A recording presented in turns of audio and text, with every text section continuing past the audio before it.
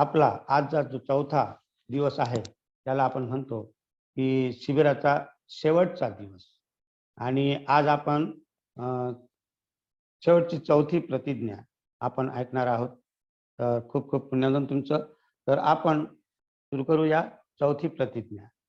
चौथी प्रतिज्ञा काय आहे की बुद्धाचा धम्म अनुपम असा धम्म आहे.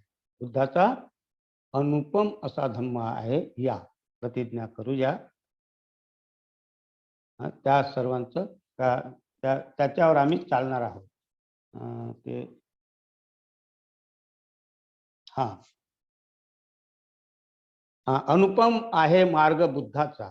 अनुपम आहे मार्ग बुद्धाचा. या प्रतिज्ञा आपण करूया तो संपूर्ण साध्य करण्याची. त्याला आपल्याला साध्य करण्यासाठी आपण तयार झालं पाहिजे. म्हणजेच आपण बोधिसत्वाची चौथी प्रतिज्ञा अनुपम असा धम्म. अनुपम म्हणजे काय? तर अतुलनीय, अद्वितीय, असाधारण, त्याला म्हणतात अनुपम. तर अनुपम धम्म काय आहे ते आपण पाहणार आहोत. त्याच्या आधी आपण पाहिलं म्हणजेच पहिली प्रतिज्ञा भवसागर पार करण्याची.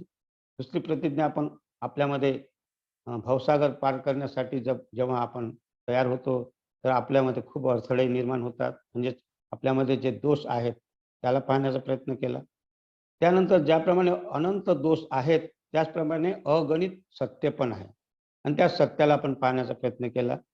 तर भवसागर, कमजोरिया आणि सत्य याच्यानंतर ह्या सर्व बाबी पाहता पाहता शेवटी ची प्रतिज्ञा जी धम्म प्रचाराची प्रतिज्ञा आहे त्याला म्हणतात की आता आपल्याला अनुपम असा धम्म काय आहे. तर आपण आता इथे अनुपम धम्म पाहणार आहोत. त्याआधी काल आपण सत्य पाहिलेलं आहे. त्यामध्ये जाता जाता जे 5 बाबी त्या आपण सुटलेल्या आहेत त्या पण आपल्याला लक्षात असल्या पाहिजे. तर त्या 5 बाबी कोणत्या आहेत? तर सत्य अगणित आहे. त्या सत्यामध्ये पहिली बाब आहे 5. याला आपण चिंतन केलं पाहिजे. यावर हे सत्य आहे आणि हे सत्य आहे त्याच्यावर जर चिंतन केलं तर निश्चित आपल्या जीवनाचा आपल्याला काय अर्थ करायचा ते आपण पाहत असतो. म्हणजेच पहिली बाब आहे त्याच्यामध्ये म्हणतात की मी म्हातारा होणार आहे. हे सत्य आहे. दुसरं आहे की मी बीमार होणार आहे. हे पण सत्य आहे. तिसरं सत्य आहे की मी मरणार. हे सत्य आहे. आणि चौथं सत्य तिसऱ्या सत्याच्या सारखंच आहे.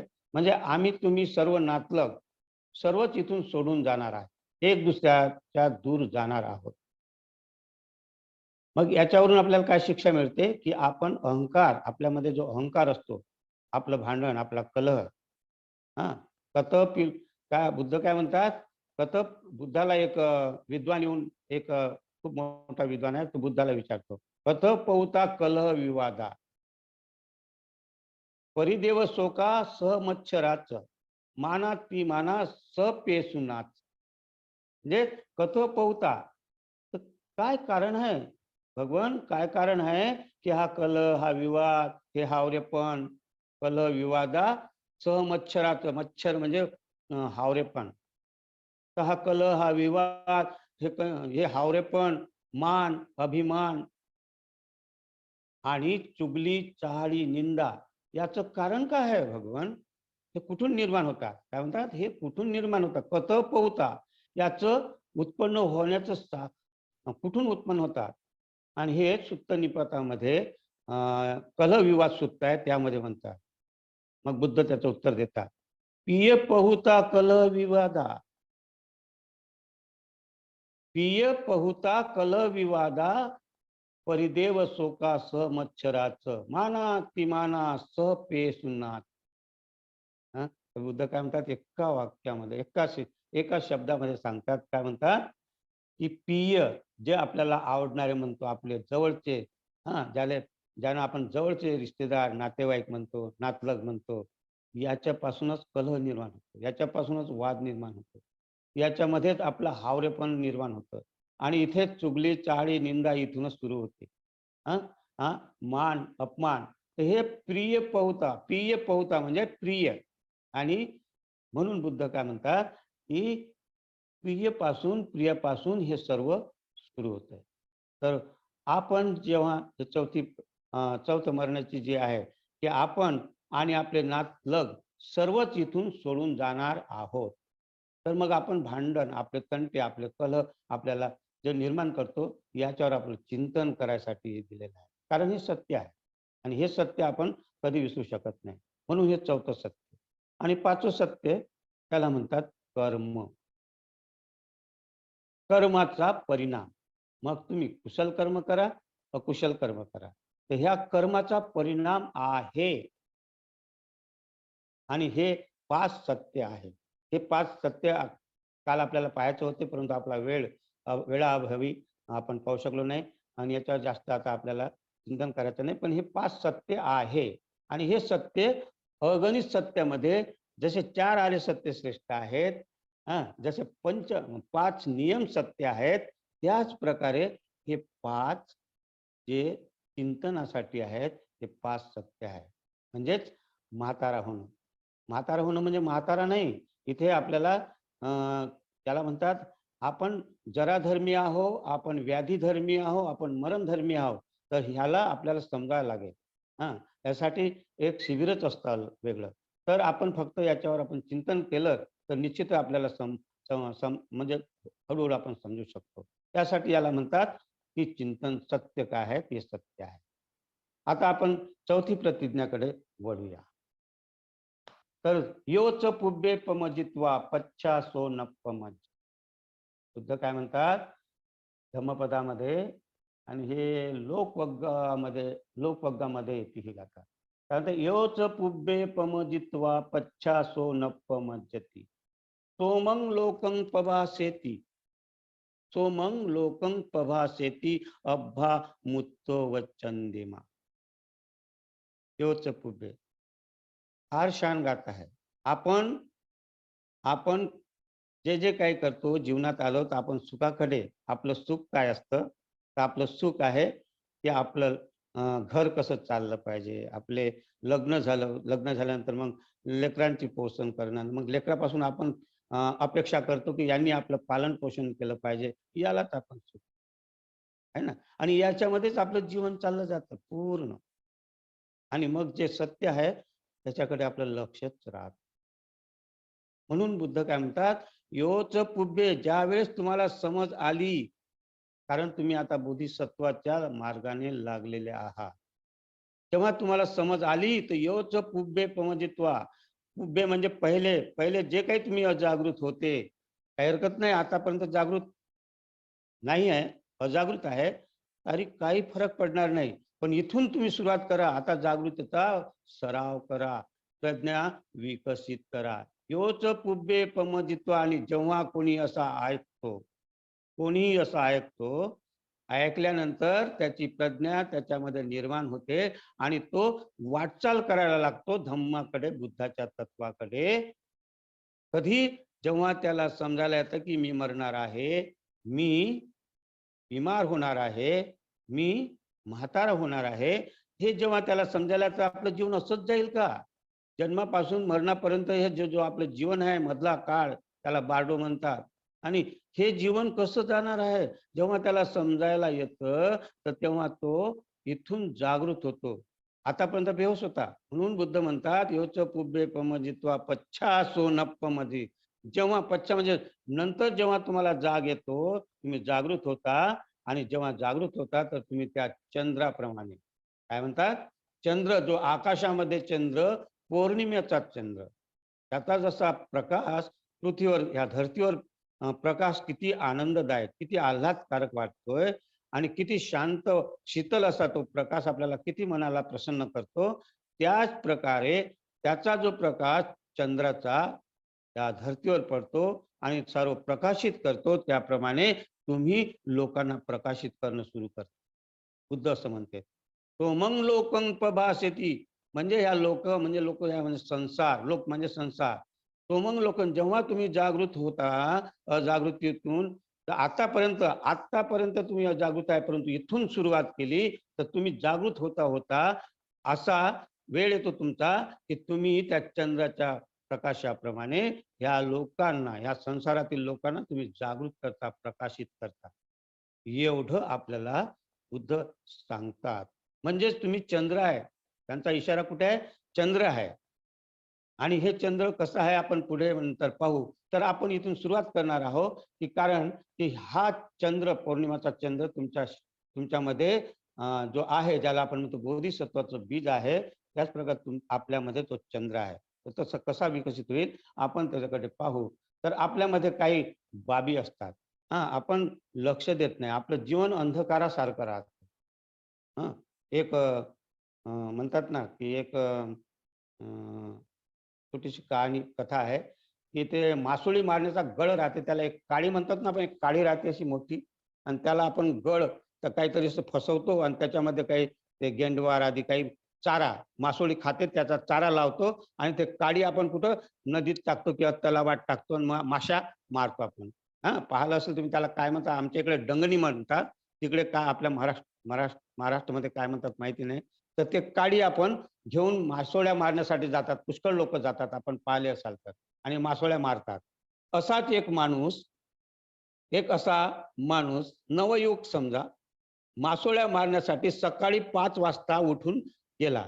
सकाळी 5 वाजता अंधार होता आणि तो काडी घेऊन अंधारातच निघाला. ते मासोळी मारण्याची काडी, गळ त्याला फसवलेली, आणि तो मासोळी मारण्यासाठी नदीवर जाता जाता त्याच्या रस्त्यात एक त्याला पायाला ठोकर लागली. त्या पायाला ठोकर लागली, त्यानं पाहिलं काय आहे, तर एक पिशवी होती. एक लहानची पिशवी होती. त्या पिशवीत असं पाहिलं त्यानं चापडून, तर काही असेल खडे असतील असं त्याला वाटलं, आणि त्यानं खडे आहे म्हणून त्याला असं आहे म्हणून पिशवी आपल्या बरोबर घेतली आणि तो नदीवर गेला. नदीवर किनाऱ्यावर ते डंगणी म्हणजे ते काडी, ते गळ असलेली काडी मासोळ्या मारण्यासाठी त्याने टाकली. पण मासोळी येत नव्हती, लवकर येत नाही. तर मग त्याला टाइमपास कसा करायचा म्हणून ते पिशवीला तो उघडत आहे आणि त्याच्यातले खडे असे पाहत होते. त्याच्याकडे लक्ष देत नाही त्या पिशवीमध्ये काय आहे. ते खडे म्हणून वाहते आणि एक खडा काढतो आणि नदीत फेकतो. आणि अशी ते काडी लागलेली आहे. मासोळी केव्हा येते हे पाहत आहे, पण टाइमपास. तर तो एक खडा काढतो आणि फेकतो नदीमध्ये, काढतो फेकतो, असं त्याचं चालतं. त्या पिशवीमध्ये जितके काही खडे असतील ते एक एक खडा त्या नदीमध्ये टाकतो. आणि अशा करता करता सकाळ व्हायला 6 वाजायला येतात आणि सकाळचा ते पौ फुटते आणि तोपर्यंत त्याच्या त्या जाळ्यात म्हणजे त्याच्या त्या काडीमध्ये काही मासोळी येत नाही. कारण की हा इथे फेकतो असा, तर त्याचं लक्षच नाही ना. कारण ते फेकलं तर मासोळ्या तिकडे जातात आणि तिकडून मग तो पण जातो, तर आणखीन फेकतो. ते त्याचं जीवन त्याच्याकडे त्या खड्याकडे जातंय आणि मासोळी काही येत नाही. आणि मग शेवट असा पिशवीला असा झालं काय म्हणून असा पाहत, अरे पिशवीतले खडे झालं. एक खडा असा चिपकलेला असतो. तो खडा त्या पिशवीतून जसाही काढतो, तर तो पाहून एकदम चकित होतो. कारण तो खडा नव्हता, तो हिरा होता. आणि जेव्हा तो हिरा पाहतो, तर एकदम त्याच्या आंखी विस्फारित होतात. मी काय हिरे फेकलेले आहेत. आणि मग त्याला वाटतं, मी आतापर्यंत जे फेकत आहे हे बिना पाहिलं नाही त्याच्याकडे, आणि आम्ही इतके सारे हिऱ्याची ती पिशवी होती हे मला माहीतच नाही, आणि मी ते हिरे सर्व फेकून दिले. तर बंधूंनो, भगिनींनो, आपलं असंच जीवन, आपण हिऱ्यासारखे आपलं आयुष्य, एक एक वर्ष, एक एक दिवस असेच आपण त्या हिऱ्यासारखे आपण फेकलेले आहे. आपलं जीवन असंच गेलेलं आहे, अजागृतीमध्ये गेलेलं आहे. आणि जेव्हा तो एक हिरा आपल्याला मिळाला, तर असा हिरा आपल्याला बाबासाहेबांनी सन 56 मध्ये दिला. बुद्ध हा हिरा दाखविला. आणि तेव्हापासून आपण जर पाहिलं, तर आपण आपलं जीवन काय केलेलं आहे, अशा हिरा जसे फेकले त्यासारखं आपण जीवन आज 65 वर्ष झालेले आहेत. आणि त्या 65 वर्षामध्ये आपण बघा किती आपलं जीवनाचं आयुष्य बर्बाद केलेलं आहे. हिऱ्यासारखं जीवन आपण बर्बाद केलेलं आहे. तर आताही आपल्याकडे एक हिरा वाचलेला आहे, आणि तो एक हिरा म्हणजेच आपण बोधिसत्वाला चमक देणार आहोत. आपण चमकणार आहोत. तर त्या हिऱ्याला म्हणजेच त्या बुद्धाच्या धम्मा जसा तुमच्या हाती आला, तुम्हाला मिळाला आजपासून, तरी आपण जीवन असं आपण सुरक्षित केलं, तर निश्चितच आपला विकास आणि आपल्या विकासास बरोबर दुसऱ्यांचा विकास करू शकतो. अंधभूतो अयं लोको तनुकेत विपස්සती. बुद्ध काय म्हणतात? अंधभूतो अयं लोको तनुकेत विपස්සती. विपस्सी म्हणजे पाहणे, तनुकेत तनिक, थोडेसे लोक, बोटावर मोजले नाहीत. हं. अंधभूत म्हणजे अंधकार. सर्व ह्या मंद अंधविश्वासामध्ये, अज्ञान अंधकारामध्ये पडलेले लोक आहेत. त्या लोकांमध्ये या संसार, लोक म्हणजे संसार, या संसारामध्ये असे मोजणारे, बोटावर मोजणारेच लोक आहेत की जे समजदार आहेत. विपस्सी म्हणजे समजदार, ज्यांना समज आहे, असे थोडेसे लोक आहेत, नाही का. तर एक अशीच कन्या, एक विणकर, विणकर ज्याला म्हणतो आपण, जे आपल्या इकडे इकडे कोष्टा कोष्टा म्हणतो त्याला, जे कपडे विणतात. त्यावेळेस एक हे संत कबीर म्हणून एक आपण ऐकलं असेल नाव त्यांचं. संत कबीर खूप फेमस आहे. ते जुलाह होते, ते कोष्टा म्हणजे विणकर. हा, कपडे विणणारा. तशी एक विणकराची एक कन्या 18 वर्षाची आपल्या टोपलीत सामान घेऊन, विणायचं सामान, कपडे विणण्याचं सामान घेऊन, धागा दोरा आदी सर्व घेऊन निघाली होती. तर तिनं ऐकलं, कोण म्हटलं, अरे बुद्ध आले आहे, आपल्या गावामध्ये बुद्ध आले आहेत, चला बुद्धाचं दर्शन करूया. आणि मग तिला वाटलं की बुद्ध आले, तर मग ती त्या दिशेने वळली. ते कामाला जात होती, पण तिकडून न जाता बुद्ध आले म्हणून बुद्धाच्या दर्शनाकडे आले. आणि मग इथं बुद्धाजवळ खूप सारे लोक बसलेले होते. खूप गणमान्य बुद्धाच्या समोर बसलेले होते. गावचे मुखिया ज्याला आपण म्हणतो, की गणमान्य लोक राहते, बुद्धाला नमस्कार करून त्यांच्या पुढे समोर बसले होते. आणि इकडे तिकडे सारे गावाले दर्शन, रांग लागली होती दर्शनासाठी. आणि बुद्ध सर्वांना पाहत होते. आणि बुद्ध बसलेले आहेत, सर्व दर्शन करत आहेत. यामध्ये ही कन्या आली आणि कन्याने 3 वेळा त्यांना परिक्रमा केली बुद्धाला. 3 वेळा परिक्रमा करून 3 वेळा वंदन केलं. आणि जशी ती निघणार, तर बुद्ध काय म्हणतात तिला, त्या मुलीला काय म्हणतात बुद्ध, तू कुठून आली आहेस? बुद्ध म्हणतात कुठून आली आहेस? तर ती मुलगी म्हणते, बुद्धाकडे पाहते, बुद्धाच्या डोळ्यामध्ये डोळे घालून पाहते ती मुलगी. आणि बुद्ध पण. तर ती मुलगी म्हणते, मला माहित नाही, माहित नाही. जसंही माहित नाही म्हटलं, तर ते गणमान्य लोक बसले होते, ते काय म्हणतात, हे पोरी काय बोलतेस तू, ते बुद्ध आहेत, भगवान आहेत ते, तर अपमान करते, तू कुठून आली, सांग कुठून आली तू. असं असं उत्तर उत्तर देते, माहित नाही. मग आणखीन दुसराही म्हणायला लागला, कशी मुलगी आहे, कशी अशी काय, कशी कशी काही बात करते, उद्धट आहे, अशासारखं ते म्हणायला लागले. मग बुद्धाने सर्वांना शांत केलं. थांबा थांबा. मग पुन्हा विचारते बुद्ध त्या मुलीला, तू आता कुठे जाशील, आता कुठे जाशील? मग पुन्हा पाहते त्याच्या डोळ्यात बुद्धाच्या आणि म्हणते, माहित नाही, माहिती नाही कुठे जाणार. पुन्हा मग लोक, गावचे लोक, आणखीन मागचे लोक, इकडले तिकडले लोक मग त्या मुलीवर एकदम काय, कशी मुलगी आहे, काय करते तू, अपमान करतेस, बुद्ध आहेत, आपल्या गावामध्ये आलेले आहे, दर्शन घ्यायचं आहे, तू माहित नाही, माहित नाही, हे काय लावलेलं आहे. पुन्हा बुद्ध त्यांना शांत करतात आणि पुन्हा मग प्रश्न विचारते, काय म्हणतात, काय तुला माहिती नाही? मग बुद्धाकडे पाहून ती म्हणते, हा माहिती आहे, माहिती आहे. मग लोकांना वाटलं, अरे हे काय माहित आहे, माहित नाही, काय मुलगी आहे, काय उत्तर देते, समजतच नाही. काय याच्या आई वडिलांनी काय शिकवलं नाही का तिला? कशी आहे हे पोरगी गावातली? अशासारखं तिला, त्या कन्येला लोक म्हणत आहेत. तर पुन्हा बुद्ध शांत करतात आणि मग म्हणतात, माहिती, माहिती आहे, तुला माहिती आहे? मग मग मग पुन्हा म्हणते, नाही भगवान, मला माहित नाही. या प्रकारे पुन्हा लोकांमध्ये अचंबा होऊन निर्माण होते, हे काय माहित आहे, माहित नाही, माहित आहे, माहित नाही. काय हे पोरगी बुद्धाकडे बोलून कशी कशी बोलते. मग बुद्धाने शांत करून सांगितलं, त्या मुलीने जे उत्तर दिलेले आहेत, मी जे प्रश्न विचारलेले आहेत आणि या मुलीने उत्तर दिलेले आहेत, तर ते उत्तर तिने बरोबर दिलेले आहे, काही चूक केलेली नाही. मग लोकांना वाटलं, कसं हे, कसं बाबा, आम्हाला समजलं नाही. तर मग बुद्ध म्हणतात, तू सांग, या लोकांना सांग, कारण की हे अंधकारमध्ये आहेत, त्यांना सांग तू. आणि मग ते मुलगी सांगायला लागली, 18 वर्षाची कन्या, विणकराची कन्या. तर मग सांगायचं काय म्हणते, जेव्हा तथागत बुद्धाने मला पहिला प्रश्न विचारला की तू कुठून आली, तर बुद्ध मला हे विचारतात की माझा जेव्हा जन्म झाला, तर मी जन्माच्या पहिल्या आधी कुठून आली हे विचारलं. आणि ते मला माहिती नव्हतं, म्हणून बुद्धांना मी म्हटलं की मला माहिती नाही. आणि मग पुन्हा बुद्धाने विचारलं, "तू कुठे जाणार आहे?" तर त्यांचा तो प्रश्न मी ओळखला. त्यांनी म्हटलं मला, की "आता तू मेल्यानंतर कुठे जाशील?" आणि तेही मला माहीत नव्हतं. म्हणून मी म्हटलं, "माहिती नाही." आणि मग पुन्हा बुद्धाने म्हटलं, की "माहिती नाही?" तर माहिती नाही. तेव्हा मी त्यांच्या डोळ्यात पाहिलं. त्यांचा प्रश्नाचा जो आशय होता मी समजला आणि मग म्हटलं, "माहिती आहे." तर त्यांनी हा विचारला होता, "काय तू मरणार आहे माहिती आहे?" तर मला मला मला माहिती आहे, की मी मरणार आहे. हे मला माहीत आहे. म्हणून मी उत्तर दिलं, की "माहीत आहे." मग पुन्हा "काय माहीत आहे? काय माहीत आहे?" असा प्रश्न विचारला.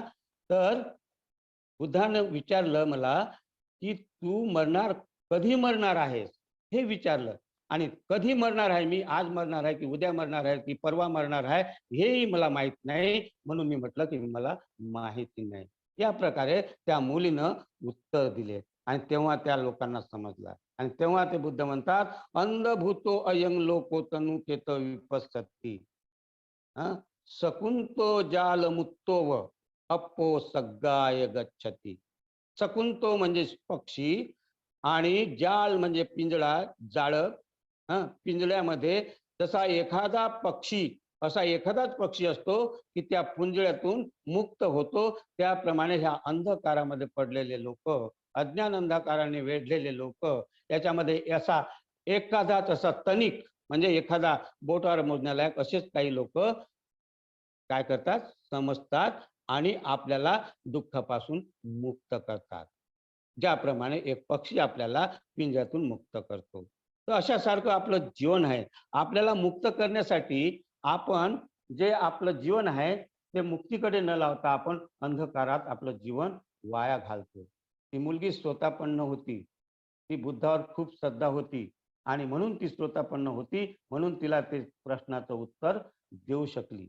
आपण प्रश्नाचे उत्तर देऊ शकत नाही. का? की आपण अजूनही आपले अंधकारामध्ये आपलं कलह, वाद, विवाद याच्यामध्ये उलझलेले आहोत आणि म्हणून आपलं बुद्ध धम्माकडे लक्ष नाही. आणि म्हणून मी आपल्याला फार गंभीरताकडे घेऊन जाणार आजचा विषय जरी थोडा मोठा असला तरी आपण आपण सावध सावध होऊन, सजग होऊन आपले सर्व माईक म्यूट करून ऐका. फार गंभीर विषय आहे आणि हा गंभीर विषय तुमच्या पुढे ठेवणार आहोत. कारण की बुद्धाचा अनुपम धम्म कसा आहे याला आपल्याला समजण्याचा प्रयत्न करावा लागेल. आणि हा शेवटचा मौका आपल्याला जाऊ देता कामा नये. गंभीर, मी गंभीर बद्दल बोलणार आहोत. हा गंभीर शब्द बुद्धाकडून आलेला आहे. कुणाकडून आलेला आहे? गंभीर शब्द बुद्धाकडून. तर गंभीर म्हणजे उदास नाही. तर गंभीर म्हणजे गंभीरपूर्वक आपल्याला चिंतन करावं लागेल.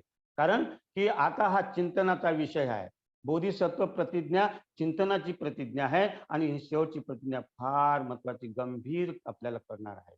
आणि म्हणून मी तुम्हाला त्या बुद्धाच्या प्रयोगशाळेमध्ये प्रवेश करायला सांगणार आहे. आणि आपण सर्व इथे बसलेले आहोत, तर आपल्याला त्या बुद्धाच्या प्रयोगशाळेमध्ये प्रवेश करायचा आहे. आणि जेव्हा आपण त्या प्रयोगशाळेमध्ये प्रवेश करू, तर आपण तिथं जसं की भौतिकशास्त्र आपण भौतिक पाहतो, वैज्ञानिक पाहतो, ते प्रयोग करतात. प्रयोग केल्यानंतर ते मग लोकांपुढे सांगतात. कारण ते प्रयोगशाळेमध्ये काही रासायनिक काही काही असो आपण जसं की विज्ञानमध्ये आपण मेंढक चिरफाड करतो, तिथे प्रयोग करतो. अशा सारखं बुद्धाची पण एक प्रयोगशाळा होती. आणि ही प्रयोगशाळा बुद्ध गेल्यानंतर महाकश्यप यांनी सांभाळली.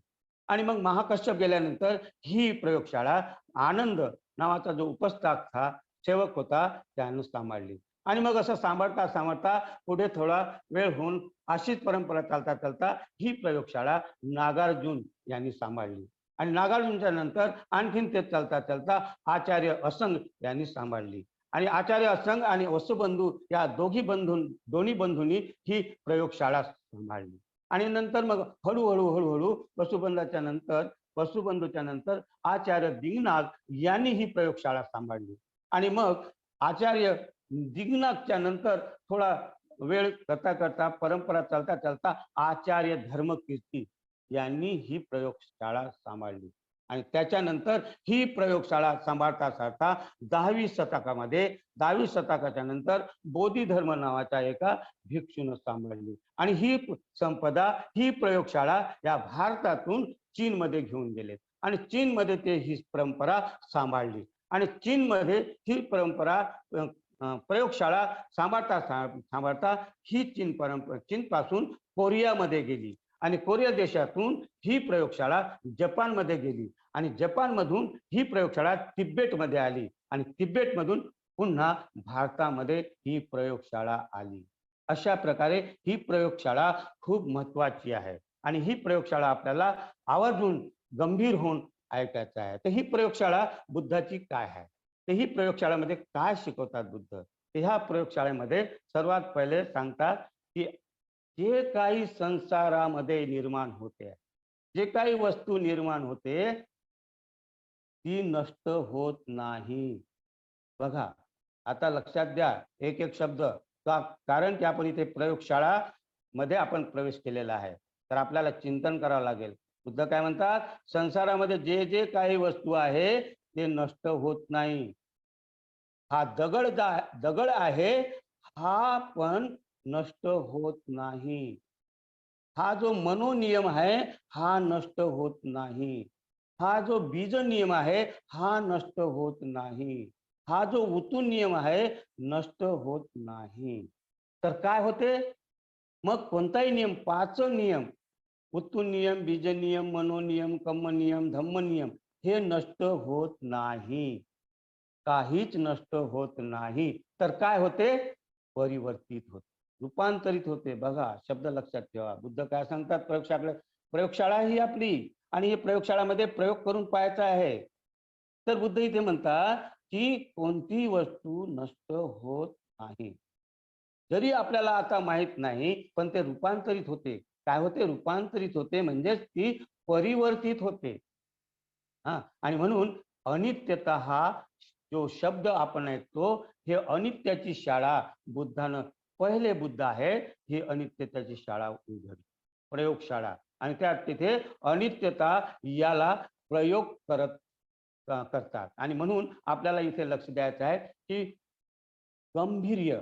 तर ही प्रयोगशाळा सुरू करण्यामध्ये याच्यामध्ये 4 गांभीर्य सांगितले, त्याला म्हणतात 4 गांभीर्य. फार महत्वाची प्रयोगशाळामध्ये 4 गांभीर्य म्हणजे काय, गंभीर म्हणजे काय, आणि गंभीर म्हणजे चिंतन करावं. आपल्याला चिंतनातून आपण गंभीर झालं पाहिजे. तर पहिलं गांभीर्य सांगतात अर्थ गांभीर्य.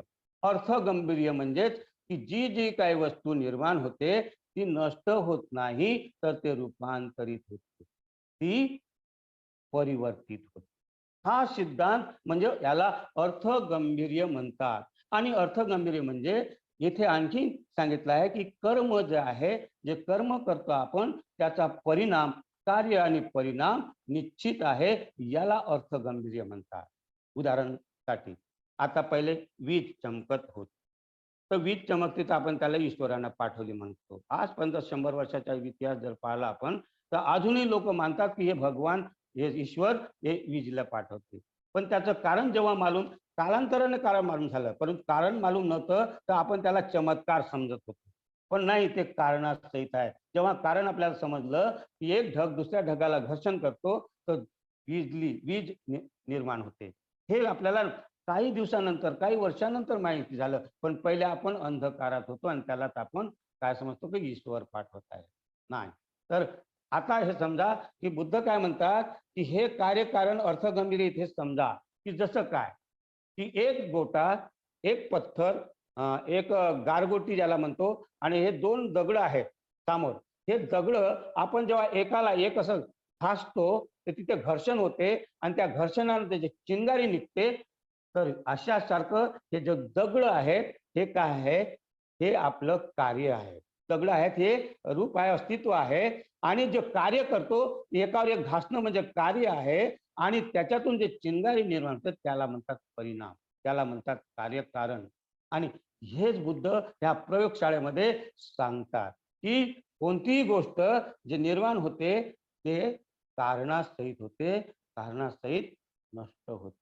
तर याच्यासाठी बुद्ध इथे सांगतात की भूत, भविष्य आणि वर्तमान ह्या तिन्ही मध्ये परिणाम कार्य करतो आणि ह्या कार्याचा म्हणजेच इथं ह्या कृतीचा परिणाम मग तो कुशल असो किंवा अकुशल असो हा परिणाम आपल्याला दिसायला येतं आणि यालाच गंभीर्य म्हटलेलं आहे. काय म्हटलेलं? गांभीर्य. आता वर्तमान, भूतकाळ आणि भविष्यकाळ हे कसं समजन? हे कसं परिणाम म्हणजे म्हणजे उदाहरण समजा की आपण भूतकाळामध्ये बिडी पिली असेल, सिगरेट घेतली असेल आणि अशी नशिली चीजे घेतली असेल तर आपली या वर्तमान काळात खोक खोक खोक खोक करतो, तर हा त्याचा परिणाम आहे. कारण की आपण ते कृत्य केलेलं आहे, ते कृत्य आपण विसरून जातो, पण या वेळेस आपण वर्तमानमध्ये आपण ते तर आपल्याला खोकला किंवा कॅन्सरही होऊ शकतो, आहे ना? तर हे काय काय परिणाम आहे? ते भूतकाळामध्ये आपण बिडी सिगरेट घेतली आहे म्हणून आणि म्हणून हा परिणाम भूतकाळातील परिणाम इथे दिसायला येतो आणि मग वर्तमान काळामध्ये जर आपण इथे सांभाळ म्हणजे आपण संभाळ काय म्हणतो आपण इथं सावध झालो तर आपण भविष्य काळामध्ये हे होणार नाही याची आपण काय काळजी घेतो. पण आता जर आपण भविष्यकाळ म्हणजे काय की आता जर आपण 100 रुपये बँकेमध्ये जमा केले तर त्याचा आपल्याला परिणाम माहिती आहे की याचा परिणाम काय होणार आहे. तर भविष्यामध्ये त्याचे हे 100चे अगर 10-20 वर्षानंतर 1,00,000 रुपये 50,000 रुपये होतात. म्हणजेच हा भविष्य काळ आहे. म्हणजे भूतकाळात केलेले कर्म कुशल असो किंवा अकुशल असो तुम्ही भूतकाळामध्ये जर पैसे जमा केले असतील तर वर्तमान काळामध्ये त्याचा तुम्हाला फायदा मिळते.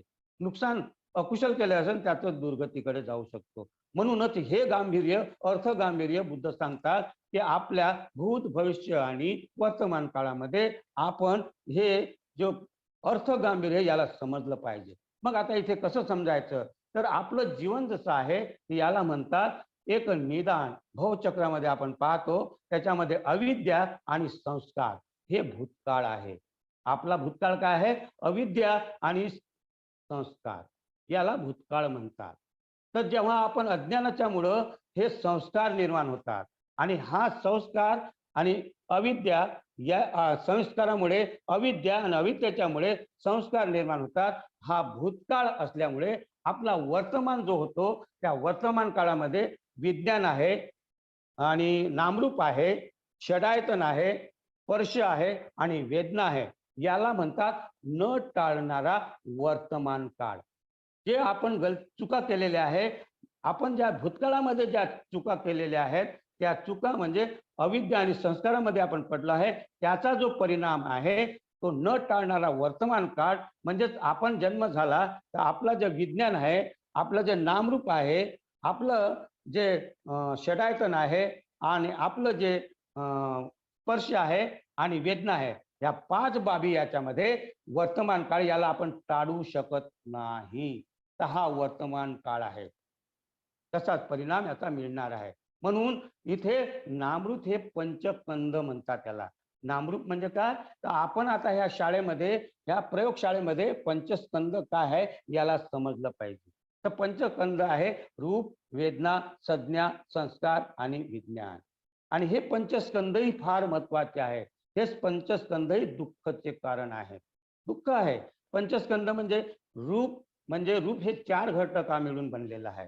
पृथ्वी, आप, तेज, वायू हे 4 घटक मिळून हे रूप बनलेलं आहे. आणि वेदना, संज्ञा, संस्कार आणि विज्ञान ह्या 4 घटक मिळून नाम बनलेलं आहे. म्हणून हे नाम रूप म्हणजे यालाच आपल्या शुद्ध भाषेमध्ये बुद्धाच्या भाषेमध्ये त्याला पंचस्कंद म्हणतात. आणि हे पंचस्कंद ह्या प्रयोगशाळेमध्ये पुरी तरह हेच कार्य करत असतात. आणि हे पंचस्कंद आपल्याला समजून घेणं जरुरी आहे. तर आपलं शरीर जेव्हा आपलं बनते पृथ्वी, जल, वायू आणि अग्नीमुळे बनलेलं आहे. तर जेव्हा आपण मरतो ते मरण्यानंतर जेव्हा हे पृथ्वी धातूमध्ये मिळते, जेव्हा आपण मेल्यानंतर आपली राख झाली ते पृथ्वी धातूमध्ये मिळते.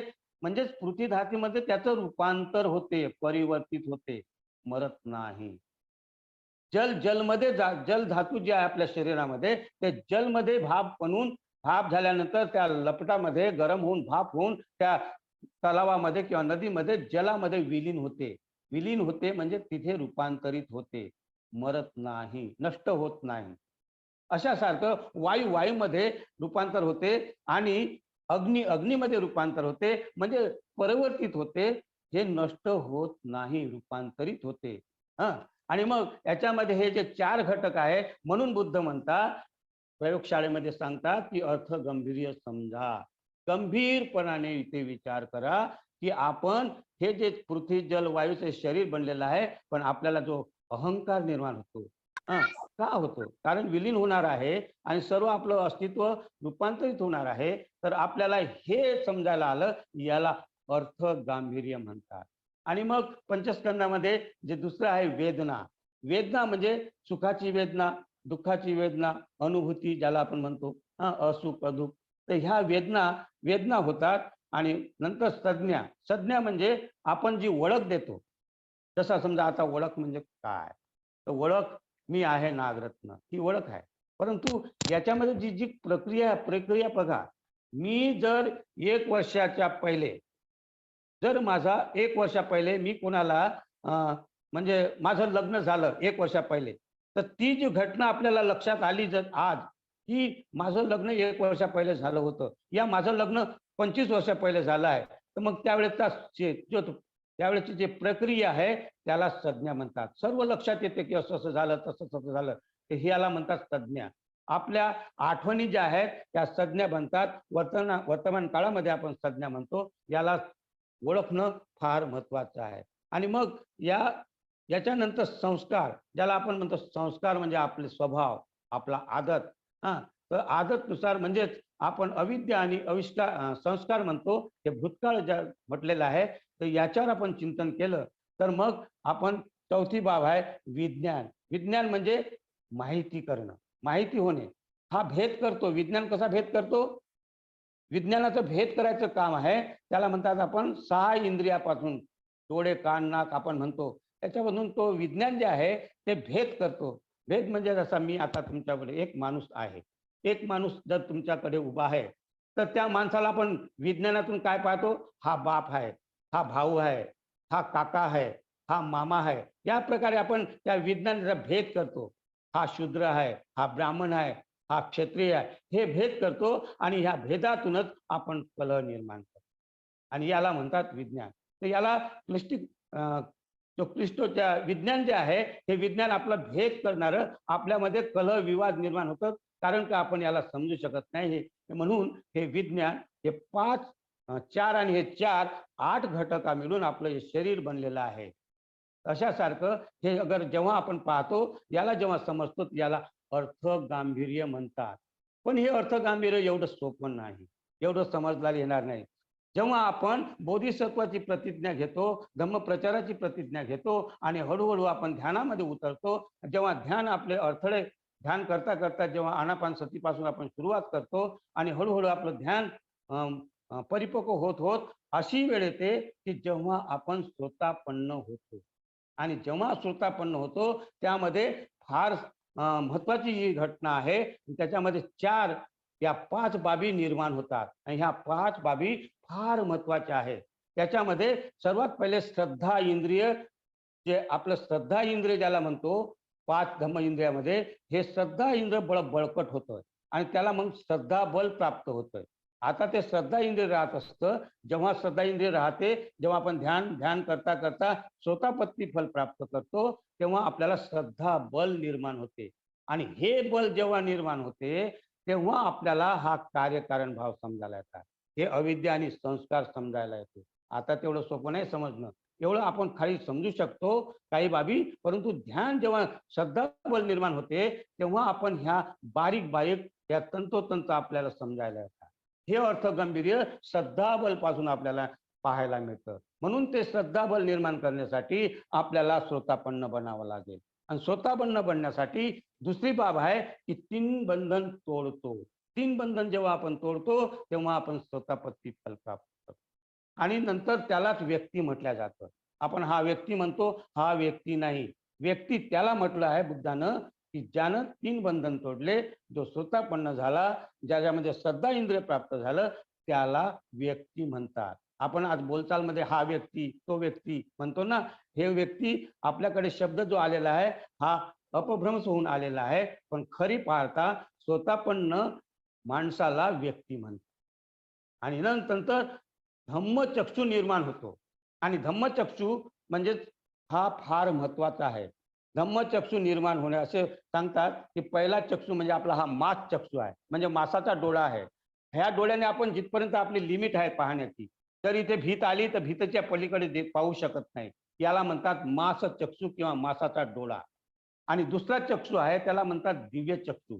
दिव्य चक्षु इथून बसून तुम्ही मुंबईमध्ये काय चालू आहे, दिल्लीमध्ये काय चालू आहे, कलकत्तामध्ये काय चालू आहे, हैदराबादमध्ये काय चालू आहे, याला पाहू शकता. त्याला दिव्य चक्षु म्हणतात. पण हा दिव्य चक्षु परिपूर्ण नाही. कारण की ह्या दिव्य चक्षुमुळे साधू संत जे पुराणे म्हणतो आपण झालेले आहेत, हे सर्व इथेच थांबतात आणि पुढे जात नाही. तर थोडंसं मालूम झालं तर लोकांना असं वाटतं की हा खूप चमत्कारिक आहे, त्याच्या मागे लागतात आणि त्याला अहंकार येतो आणि त्याची ती विद्या चालली जाते. म्हणून दिव्य चक्षु परिपूर्ण नाही. त्याच्यानंतर जो ध्यानातून हा निर्माण होतो, ध्यान करता करता करता दिव्य चक्षुच्या नंतर धम्मचक्षु निर्माण होतो. आणि धम्मचक्षु म्हणजेच हा धम्मचक्षु तुमचा जो अविद्या आणि संस्कार पाहतो, हा भूतकाळ पाहतो, त्याला बारीक बारीक तिथे दिसायला येतं की हा जो सिद्धांत आहे, अविद्यापासून संस्कार, संस्कार आणि अविद्या हे आपल्या जन्माचं कारण आहे, हे त्याला समजायला येतं. आणि मग याला याला काय म्हणतात की अर्थ गांभीर्य. इथपर्यंत अर्थ गांभीर्य असतं. याच्यानंतर दुसरं गांभीर्य म्हणजे दुसरी गंभीरता तुमच्याकडे ठेवणार आहे. ही प्रयोगशाळा फार महत्वाची आहे. कारण की अर्थ गांभीर्य प्रयोगशाळेमध्ये जेव्हा आपण प्रयोग करतो तेव्हा आपल्याला हळूवार आपल्याला समज वाढते आणि या समजमध्ये मग आपण पुढे जातो. म्हणून बुद्ध म्हणतात आपल्या भिक्षूंना, झाय भिक्खू माच पमादो. काय म्हणतात? झाय भिक्खू माच पमादो माते कामगुणे भमस्सु चित्तंग. काय म्हणतात? ध्यान कर भिक्षू, ध्यान कर. प्रमाद मध्ये राहू नको, बेहोशी मध्ये राहू नको. कारण तू इथे जो भिक्षू झालेला आहे, तो भिक्षू यासाठी झालेला आहे की तुला या प्रयोगशाळेमध्ये तुला इथे प्रवेश करायचा आहे आणि हे सत्य जाणायचं आहे. म्हणून तू ध्यान कर, बेहोशी मध्ये राहू नको. माच पमादो. पमाद म्हणजे बेहोशी, पमाद म्हणजे अजागृती. आणि मग म्हणते मा ते काम गुणे भमस्सु चित्तंग. आपल्याला या कामछंदामध्ये टाकून, त्या कामछंदामध्ये राहून तू भ्रमित होऊ नको. सोड हा भ्रम, अज्ञान. अज्ञानामध्ये जो भ्रमित आहे, संभ्रमित आहे, हे का आहे की तू कामछंदामध्ये मस्त आहे, मग तू भिक्षू आहे. तर तो बुद्ध आपल्या भिक्षूंना सांगतात. पण इथे बाबासाहेबांचे आपण भिक्षू आहोत. खरं पाहिलं तर आपण बाबासाहेबांना आपल्याला दीक्षा दिली, तर आपणही बाबासाहेबांचेच भिक्षू आहोत, नाही का? तर मग आपल्यालाही ते जे जे सांगतात बुद्ध आपल्या भिक्षूंना, तर बाबासाहेबही आपल्याला भिक्षू बनवून आपल्याला आपल्या हाती या प्रतिज्ञा कशासाठी दिलेल्या आहे की तुला या प्रतिज्ञाचं पालन करायचं आहे, लोकांकडे घेऊन जायचं आहे. म्हणून इथे आपल्याला हे लागू होते. म्हणून म्हणतात मा ते काम गुमे भमस्सु. भमस्सु म्हणजे भ्रमित होऊ नको, कामछंदामध्ये विलीन होऊ नको, कामछंदामध्ये राहून तू इतका संभ्रमित होऊ नको. मा लोह गुलंग गिली पमत्तो. अरे भिक्खू, काय म्हणतात बुद्ध, अरे भिक्खू, हे जो लोखंडाचा जो गरम केलेला गोळा, या अग्नीमध्ये गरम केलेला लोखंडाचा गोळा पिळला तर ज्या यातना होतात, अशा यातना, अशा पिळा तू असं अकुशल मध्ये राहून, काम गुणामध्ये राहून, कामछंदामध्ये राहून तू आपल्याला दुःखी करू नको, यातना जगात जाऊ नको, कारण तू भिक्षू आहे. म्हणून म्हणतात की दुःख मिदंती दह्यमानो. मा ते काम गुणे भमस्सु चित्तंग मा लो गुलंगिली पमत्तो मा कंदी. मा म्हणजे नाही, कंदी म्हणजे क्रंदन करणं. क्रंदन करणं म्हणजे रडणं, विलाप करणं, शोक करणं, पश्चाताप करणं. तर आता तू असा पश्चाताप करण्याची तू तुझ्यावर वेळ देऊ नको. दुःख मिदंती म्हणजे दुःखात तू पडू नको. दुःख मिदंती दह मानो. दह म्हणजे जळणे. या दुःखातून तू जळू नको. हे भिक्षू तू ध्यान कर आणि आपल्याला सावध कर आणि ह्या प्रयोगशाळेमध्ये प्रवेश कर आणि हे सत्य तू जाण. याला म्हणतात अर्थ गांभीर्य. तर आता याच्याला अर्थ गांभीर्यातून याला म्हणतात धम्म गांभीर्य. तर बुद्ध या धम्म गांभीर्याकडे आपल्याला घेऊन जातात. तर धम्म गांभीर्य म्हणजे काय? तर धम्म गांभीर्य म्हणजे आता जेव्हा याला समजलं की हा भूतकाळ आहे माझा, कोणता भूतकाळ आहे?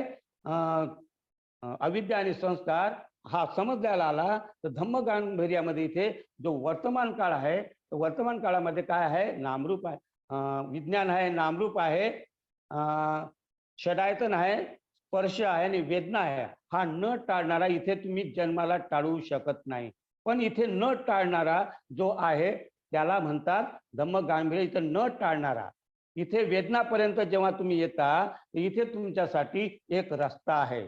इथे वेदनापर्यंत जेव्हा आपण इथं टाळू शकत नाही वेदनापर्यंत, पण इथे जी तृष्णा, उपादान आणि भव ह्या 3 बाबी आहेत, याला तुम्ही टाळू शकता. पण हा वर्तमान काळच आहे. ह्या वर्तमान काळाला आपण टाळू शकता, हे धम्म गांभीर्य सांगतात. म्हणजे इथे बुद्ध म्हणतात अय्याही लाभूपनिसा अय्या निब्बाण गामिनी. काय म्हणतात बुद्ध? अय्याही लाभूपनिसा अय्याही निब्बाण गामिनी. अर्थात अय्याही लाभूपनिसा म्हटलं एक लाभाचा मार्ग म्हणजे एक संसाराकडे जाणारा मार्ग आहे आणि एक निर्वाणाकडे जाणारा मार्ग आहे. आणि इथे तुला सावध व्हायचं आहे. धम्म गंभीर्यातून तुम्ही पहा आणि म्हणजे मला कुठे जायचं आहे, इकडे जायचं आहे, ह्या वेदनाकडे जायचं आहे, तर आपण अधोगतीकडे जाऊ शकतो, भौतिक संसारात जाऊ शकतो. म्हणजेच आपण गाडी जो रेल्वे स्टेशन जातो आणि एक असा लोह्याचा लोखंडाचा तो पटरी राहते आणि पटरी असा इकडे जर गाडी गेली ती इकडे चालली जाते आणि इकडे गेली ती इकडे, त्याला संटिंग म्हणतात ना. तर त्या संटिंग तिथे जो सिग्नल मन आहे त्या सिग्नल मनावर खूप अवलंबून असते गाडी कुणीकडे घेऊन जायची. सिग्नल मन जर सावध असला तर गाडी कुणीकडे स्टेशनकडे घेऊन जायची आहे किंवा पट्टीवर पडू शकते. म्हणून आपल्याला ह्या इथे आपल्याला एक मोक्ष आहे, एक अवसर आहे, एक संधी आहे आणि इथे जर आपण धम्म गांभीर्यामध्ये अगर आपण प्रवेश केला तर धम्म गांभीर्य तुम्हाला एक प्रज्ञा निर्माण करते आणि यालाच या धम्म गांभीर्याला कुशल काय आहे आणि अकुशल काय आहे हे शिक्षा देते आणि मग तुमचा रस्ता इथून निर्वाणाकडे जाण्याचा सुरुवात होतो. जर तुम्ही इथं धम्म गांभीर्याला समजलं तर इथे बुद्ध काय म्हणतात की कुशल आणि अकुशल याचं मिश्रण झालेलं आहे. ते एक अवधूती पंथ आहे, त्याच्यामध्ये म्हणतात चिखलात फसली गाय निरोप चौगासी आणि वरवर वरवर केली तिघानं चिंता पडली भैसासी. म्हणजे काय आहे इथे प्रज्ञाचं काम आहे. प्रज्ञा जर इथे आपली धम्म गांभीर्यामध्ये प्रज्ञा म्हणजे आपली निर्माण होते, त्याला आपण म्हणतो की या धम्म गांभीर्यामध्ये सम्यक दृष्टी निर्माण होते. आता हे काय म्हणतात की चिखलात फसली, एखादी गाय दलदलमध्ये चिखलात फसली आहे, ते निघत नाही, तर वरवर केली तिघानं. तर या अवधूत महाराज काय म्हणतात की ब्रह्म, विष्णू आणि शंकरला, ते तिन्ही लोकांना मानणारे, त्या तिन्ही देवतांना मानणारे ते वरवर करतात. कोणी त्याचं सिंग पकडतात, कोणी त्याचं शेपूट पकडतात, कोणी त्याचे मुंडी पकडतात, त्याला काढण्याचा प्रयत्न करतात. ते गाय निघतच नाही त्याच्यात, कारण ती चिखलात अशी फसली आहे. तर ते शिंगाला ओढून निघणार आहे का? तर हे 3 जे देव आहेत ब्रह्म, विष्णू म्हणजे याला मानणारे लोक आहे अशी वरवरच करतात. म्हणजे ते वरवर पूजापाठ त्याला म्हणतो. पण चिंता पडली भयसासी, भयस म्हणजे बोधिसत्व. जो भयस म्हणजे भयसच म्हणजे हा पाली शब्द आहे. भयस म्हणजे हे जे जडीबुटी आहे याच्यापासून जे निर्माण होतात, काळा काढतो, त्या काळातून आपण ठीक होतो, त्याला म्हणतात भय. तर भयसज्ज म्हणजे याला बोधिसत्व म्हटलेला आहे. तर हा शब्द फार महत्वाचा आहे, भयसज्ज. तर हा बोधिसत्वाला चिंता होते आणि बोधिसत्व काय करतो? चिखलात फसली गाय पाहतो. हे लोक तर वरवर करतात, पूजापाठ करा म्हणजे शिंग पकडणं, गायचं शेपटी पकडणं, मुंडी पकडणं, हे वरवर करतात. पण बोधिसत्व चिंता करतो की त्याला वाटतं याला कसं कळायचं. तर बोधिसत्व काय करतो? हँडपंपवर जातो किंवा नळावर जातो किंवा विहीरवर जातो, तिथून पाणी आणून त्याच्यात पाणी टाकतो, जातो पाणी आणतो टाकतो आणि त्यामुळे ते चिखल एकदम पाणी होतं आणि मग ते गाय आपल्या आप निघून जाते. याला म्हणतात प्रज्ञा. आणि ही प्रज्ञा म्हणजे धम्म गांभीर्य आहे. तर असं धम्म गांभीर्यच म्हणजे जेव्हा आपल्यामध्ये सम्यक दृष्टी निर्माण होते, तर आपण कुशल काय आहे आणि अकुशल काय आहे याची फाळणी करतो. म्हणजेच एक महिलाचं उदाहरण दिलेलं आहे येथे, की महिला ज्याप्रमाणे तांदळात जे खडे असतात त्याला खडे खडे निवडतो आणि तांदूळ तांदूळ वेगळं करतो. तर ते खडे आणि तांदूळ जर एकाच केलं आणि भात मांडला तर त्याच्यामध्ये खडे जर आपण खाल्ले तर आपल्याला पथरी नावाचा रोग होऊ शकतो. म्हणजेच ते नुकसानदायक आहे. म्हणून कुशल महिला काय करते, भाताला जाळतही नाही आणि भाताला कच्चाही ठेवत नाही. तर यालाच म्हणतात आपल्या बुद्ध धर्मामध्ये 7 बुद्ध्यांमध्ये धम्मविचय म्हणतात. तर आता इथे हा धम्म गांभीर्य म्हणजे कुशल काय आहे, अकुशल काय आहे याची फाळणी करतो आणि कुशल कुशल आत्मसात करतो आणि अकुशलाला सोडून देतो आणि याला धम्म गांभीर्य म्हणतात. आणि म्हणजेच आपल्यामध्ये जो कलह आहे, आपल्यामध्ये जे भांडण आहे, झगडा आहे, याच्यावर तो कार्य करणं सुरू करतो. म्हणजे जे कुशल आणि अकुशलाचं जे निर्माण झालेलं आहे, मिश्रण झालेलं आहे, या मिश्रणातून बाहेर काढतो. ओळख पटली सत्या मिथ्याची, हंसा परी त्या सत्या मिथ्याची ओळख पटली निर्वाणाची. म्हणजे तो हंस त्या समोर हंस राजहंस म्हणत होतो ना आपण, तर तो ज्याप्रमाणे दूध आणि पाणी मिश्रण करा तर त्यामधलं दूध दूध पिऊन घेतो आणि पाणी पाणी ठेवतो. फार महत्वाचा गुण आहे त्याच्यामध्ये. बुद्धानं हंसाचं उदाहरण दिलेलं आहे. तर याप्रमाणे आपल्यालाही आपलं धम्म गांभीर्य पूर्ण करण्यासाठी आपल्याला सम्यक दृष्टी निर्माण होते इथे आणि मग आपण सम्यक दृष्टीतून या जो टाळणारा जो आहे वर्तमान काळ याच्याकडे लक्ष देतो आणि त्याला आपण टाळतो. जर टाळला नाही तर मग आपण अधोगतीला जातो म्हणजे संसारात जातो. म्हणजेच हा टाळणारा तृष्णा म्हणजे वासना, उपादान आणि भव ह्या 3 वर्तमान काळ याला टाळणारा याच्याकडे लक्ष देतो. आणि मग त्याच्यानंतर जो जर टाळला नाही तर त्याच्यानंतर जे आहे भविष्य काळ ज्याला आपण म्हणतो तो भविष्य काळ आहे जन्म आणि दुःख. काय आहे जन्म आणि दुःख हा भविष्य काळ आहे. जसं मी सांगितलं की अगर वर्तमान काळामध्ये आपण पैसे जमा केले तर भविष्य काळ त्याचा फायदा आहे. जर इथे आपण काही गलत कर्म केले तर भविष्य काळामध्ये त्याचा परिणाम आहे. हा सिद्धांत जर आपण समोर ठेवला तर आपण धम्म सम्यक दृष्टी निर्माण होते. सम्यक दृष्टी निर्माण झाली म्हणजे प्रज्ञा विकसित होणं सुरू होते आणि तेव्हा आपण याला टाळण्याचा प्रयत्न केला तर इथं आपण टाळू शकतो. कशाला? तृष्णा, उपादान आणि भव. जर तृष्णा इथे जर आपण थांबलो तर तृष्णा होणार नाही, उपादान होणार नाही, भव होणार नाही. परंतु आपण टाळत नसल्यामुळे, आपण बेहोशीमध्ये असल्यामुळे, अजागृत असल्यामुळे आपण त्याच्याकडे लक्ष देत नाही आणि म्हणून मग या गांभीर्यामध्ये आपण लक्ष दिलं तर निश्चित आपला इथे विकास होऊ शकतो.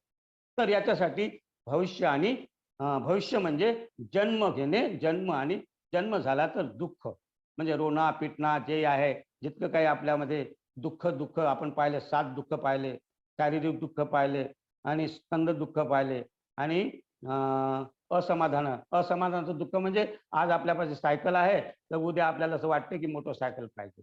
आपलं असमाधान कसं असतं असं. मोटरसायकल आली तर मग आपल्याला मोटर पाहिजे, मोटर आली तर बंगला पाहिजे, एक बंगला नाही तर 2 बंगले पाहिजे, फिर मग चांगली सुंदर स्त्री पाहिजे, एक स्त्री नाही तर 2 स्त्रिया पाहिजे. अशासारखी आपली ती समाधान होतच नाही, आपली संतुष्टी वाढतच जाते, असंतुष्ट राहतो आपण. म्हणून त्याला आपण म्हणतो की इथे जर आपण ह्याला समजलं, हे जर लक्षात आलं तर निश्चित आपण धम्म गांभीर्यात प्रवेश केला म्हणजे धम्म विषयामध्ये आपण प्रवेश, म्हणजेच आपल्याला सम्यक दृष्टी प्राप्त होते आणि ही ध्यानातून निर्माण होते. इकडे जसं जसं आपण श्रद्धाबलमध्ये आलो तर आपल्यामध्ये स्वतःपन्न झालो, आपण 3 बंधन तोडले, आपला धर्मचक्षु उघडला, आपण व्यक्ती झालो आणि आपण मग आता श्रद्धाबल प्राप्त झाल्यानंतर आपण इथून आणखीन पुढे पुढे चालू तर आपलं जीवन चालू होते आणि खूप सुरळीत होते आणि मग ह्या धम्म गांभीर्याला मदत मिळते आणि मग तिसरा जो गांभीर्य आहे त्याला देशना गांभीर्य म्हणतात. आणि देशना गांभीर्य म्हणजे काय? मग आता इथे हळूहळू आपण इथं समजलं, परंतु थोडं कठीण आहे कारण की ही प्रयोगशाळा आहे आणि प्रयोगशाळेमध्ये प्रयोग कधी कधी फेल होतात आणि मग पुन्हा पुन्हा करावं लागतं आणि मग आणखीन पुन्हा पुन्हा करता करता असा वेळ येते की आपण परिपूर्ण कर्ताकडे जातो. तर म्हणून मग आपण इथून ध्यानातून आपण निर्माण करतो आणि ध्यान जसं जसं आपलं वाढते म्हणून बुद्ध म्हणतात नत्ती ध्यान पय्या नत्ती अजायत. बुद्ध काय म्हणतात, नत्ती ध्यानं गप्पयस्ස, बिना ध्यानाने प्रज्ञा निर्माण होत नाही. आणि पय्यानती अजायतो, आणि प्रज्ञा नाही तर ध्यानही नाही. तर प्रज्ञा आणि ध्यान हे जेव्हा एकत्र येतात तर तुम्ही निर्वाणा जवळ असता असं म्हणते. नत्ती ध्यानं गप्पयस्ස पय्यानती अजायतो, यमी ध्यानंच पय्याचं तवे निब्बाण संती. असं समजा की जेव्हा हे दोन्ही ध्यान आणि प्रज्ञा एकत्र येतात तर तुम्ही निर्वाणाच्या जवळपास आहे असं बुद्ध म्हणतात. हा, आणि ही गाथा भिक्खू वग्गामध्ये येते. हा, म्हणून आपल्याला इथून ध्यान करणं सुरुवात करतो तो बोधिसत्व. बोधिसत्व आता खूप मदतगार प्रज्ञाकडे लक्ष देतो आणि मग देशना गांभीर्याकडे वळतो आणि देशना गांभीर्य याला समजतो. तर त्या प्रयोगशाळेमध्ये देशना गांभीर्य बुद्ध सांगतात. फार महत्वाची म्हणजे शिक्षा इथे शिकवण आहे. बुद्ध मग इथे एक एक गोष्ट सांगतात. तर मी आता इथे तुम्हाला देशना गांभीर्य कसं आहे की आता मी तुमच्या समोर जो सांगितलं की अविद्या, संस्कार, विज्ञान, नामरूप हे जे कडी आहेत, ह्या कडिया आहेत, या कडियाला आता समजायला येतं. देशना गांभीर्य म्हणजे काय समजते इथे, त्याला म्हणतात देशना गांभीर्य. तर इथे काय करतात बुद्धनी जो सांगितला अविद्यापासून संस्कार, संस्कारपासून विज्ञान, पण मी तुम्हाला उलटा सांगणार आहे कारण समज आली पाहिजे म्हणून मी थोडासा उलटा. कुणीकडून तुम्हाला जिथे समज तुमची वाढते तिथून तुम्ही चालू करू शकता. तर असं आहे की आपण दुःखी आहोत. आपण दुःखी आहोत. दुःखी का आहो आपण? आपल्याला खूप सारे दुःख आहे. आपल्याला लाभ झाला नाही तर दुःख होते. आपल्याला द्वेष येतो म्हणजे दुःख होते. आपण अज्ञानात राहतो, दुःख होते. आपण रोना पिटणा जे 7 प्रकारचे सांगितले ना दुःख कथमंत भिक्खू दुःख म्हणतो ना आपण. म्हणजे दुःख कोणतं? जाती म्हणजे जन्म दुःख आहे, जरा दुःख आहे, व्याधी दुःख आहे, मरण दुःख आहे. ज्यांना आपण आवडत नाही, जे आपल्याला आवडत नाही ते जर आपल्या समोर पडले तर दुःख आहे. आणि जे आपले आवडतात ते जर दूर गेले तर दुःख आहे. आणि मग जी वस्तू लाभ होत नाही ते दुःख आहे. संक्षिप्त मध्ये पंचस्कंद दुःख आहे असं म्हणतात. परिदेव शोका, शोक परिदेव दुःख दो म्हणून चुप्पया सापी दुःखा. म्हणजे रोना पिटना चिल्लाना हे सर्व काय आहे? दुःख आहे. तर हे दुःख का आहे? आता इथे गंभीरताने विचार करा. कारण की आपण इथे प्रयोगशाळेमध्ये बसलेलो आहोत आणि याच्यावर चिंतन करा की हे दुःख का आहे. मग या दुःखाचं कारण काय आहे? तर या दुःखाचं कारण आहे जन्म. जन्मच झाला नसता तर आपल्याला दुःख झालं असतं का? नाही. मग इथे चिंतन आपलं असं वाटतं. देशना गांभीर्यामध्ये आपण धम्म गांभीर्यातून, धम्म विषयातून जेव्हा आपली बुद्धी तीक्ष्ण होते, सम्यक दृष्टी निर्माण होते, तेव्हा आपल्याला हे समजायला येतं की हे जे दुःख आहे हे दुःख जन्म झाला म्हणून. इमा समीम सती इदम होती. बुद्ध काय म्हणतात? इमा समीन सती इदम होती, इमास उपादा इदम उपजती. म्हणजे हे आहे म्हणून ते आहे, हे नाही म्हणून ते नाही. म्हणजे मी इथे जो आहे हे माझ्या आई वडिलामुळे आहोत आणि माझ्यामुळे माझा मुलगा आहे, माझी मुलगी आहे. म्हणजे याला म्हणतात इमा समीम सती इदम होती. मी आहे, हे आहे म्हणून ते आहे, आणि हे नाही म्हणून इमा समीम असती. हे नाही तर ते नाही. मी जर नसतो तर माझे मुलं बाळ नसते, माझे आई वडील नसते तर मी नसतो. तर हा जो सिद्धांत आहे हा देशना गांभीर्यामध्ये आपल्याला समजायला पाहिजे. आणि म्हणून म्हणतात हे आहे म्हणून ते आहे, हे नाही म्हणून ते नाही. म्हणूनच इथे जन्म जो आहे, जन्म का आहे की दुःख जे आहे ते जन्मामुळे आहे. तर मग जन्माचं कारण काय? जन्म, तर जन्माचं कारण आहे लोक. लोक आहेत. म्हणजे लोक म्हणजे कोणते? आपले आई वडील लोक आहेत. पशु लोक, पक्षी लोक, असे लोक आहेत पुष्कळ. हे लोक जर नसते, पशु पक्षी नसते, आई बाप नसते, म्हणजे मनुष्य नसता, म्हणजे हे लोक नसते तर जन्मच झाला नसता. तर या जन्माचं कारण लोक आहेत. मग या लोकाचं कारण काय आहे? तर या लोकाचं कारण आहे उपादान. उपादान म्हणजे काय? उपादान म्हणजे संग्रह करणे. संग्रह करणे, कौलिक आहार. आपण अनाज जमा करतो, आपण खाणं पिणं होतं म्हणून आपण जिवंत आहोत, म्हणून आपण मनुष्य लोक, म्हणजे मनुष्य लोक असो, पशु लोक असो, हे जे संग्रह करतो, संग्रह करणे म्हणजे उपादान. जर आपण अनाज संग्रह केला नसता तर मग आपण लोक राहिले नसते. तर हे उपादान काय आहे म्हणजे संग्रह करणे. हर बाबी संग्रह करतो म्हणजे आपण अनाज जमा करतो, अनाज खाण्यासाठी करतो. हा, आपल्या इच्छा पूर्ण करण्यासाठी आपण लग्न करतो आणि लग्न करतो म्हणून हे उपादान आहे आणि म्हणून लेकरं होतात. म्हणूनच या उपादानाचं कारण, उपादान हे कारण आहे जन्माला, लोकाला. तर लोकामुळे, उपादानामुळे लोक आहेत. तर उपादानाचं कारण काय आहे? तर उपादानाचं कारण वासना आहे. आपल्यामध्ये वासना आहे म्हणून आपल्याला, जर समजा आपण वासना, तर एखादी कार दिसली आपल्याला, तर कार आपल्याला चांगली वाटते, तर मग आपली वासना वाटते. मग त्याला आपण हासिल करण्यासाठी काय काय करतो? चोरी करतो, डाका घालतो, टाका टाकतो, नाही का? तर हे वासनामुळे संग्रह करण्याची जे वृत्ती आहे ती वाढते. म्हणून वासना हे कारण आहे संग्रह करण्याचं. तर वासनाचं कारण काय आहे? तर वासनाचं कारण आहे वेदना. वेदना होते, आपल्याला अनुभूती होते. कारण ही वेदना आपण जेव्हा आपण डोळ्यानं पाहतो, तर पाहिल्यानंतर ते काय दिसते, तर ते वेदना होते की आपल्याला सुखद वेदना होते, कधी दुःखद वेदना होती. मग आपल्याला सुखद वेदना होते आणि ती प्राप्त करण्यासाठी मग आपण तयार होतो. म्हणून वासनाचं कारण वेदना आहे. 3 प्रकारची वेदना, सुखद, दुःखद आणि असुखद, दुःखद. आणि वेदनाचं कारण काय आहे? तर वेदनाचं कारण आहे स्पर्श. आणि स्पर्श म्हणजे, जर समजा आपण डोळा आहे, आपले डोळे आहेत, डोळ्यानं आपण जे रूप पाहतो, जे वस्तू पाहतो, याच्यामध्ये जे आहे तो स्पर्श आहे. तर या डोळ्यानं तो स्पर्श झाला नसता म्हणजे ते रूप दिसलं नसतं. रूप दिसलं नसतं तर आपल्याला हे स्पर्श कारण आहे. आणि स्पर्श का? हे असे 6 स्पर्श आहेत. तर पहिला डोळ्यानं जे पाहतो याला म्हणतात चक्षु विज्ञान. आणि कानाने शब्द ऐकतो याला म्हणतात श्रोत विज्ञान.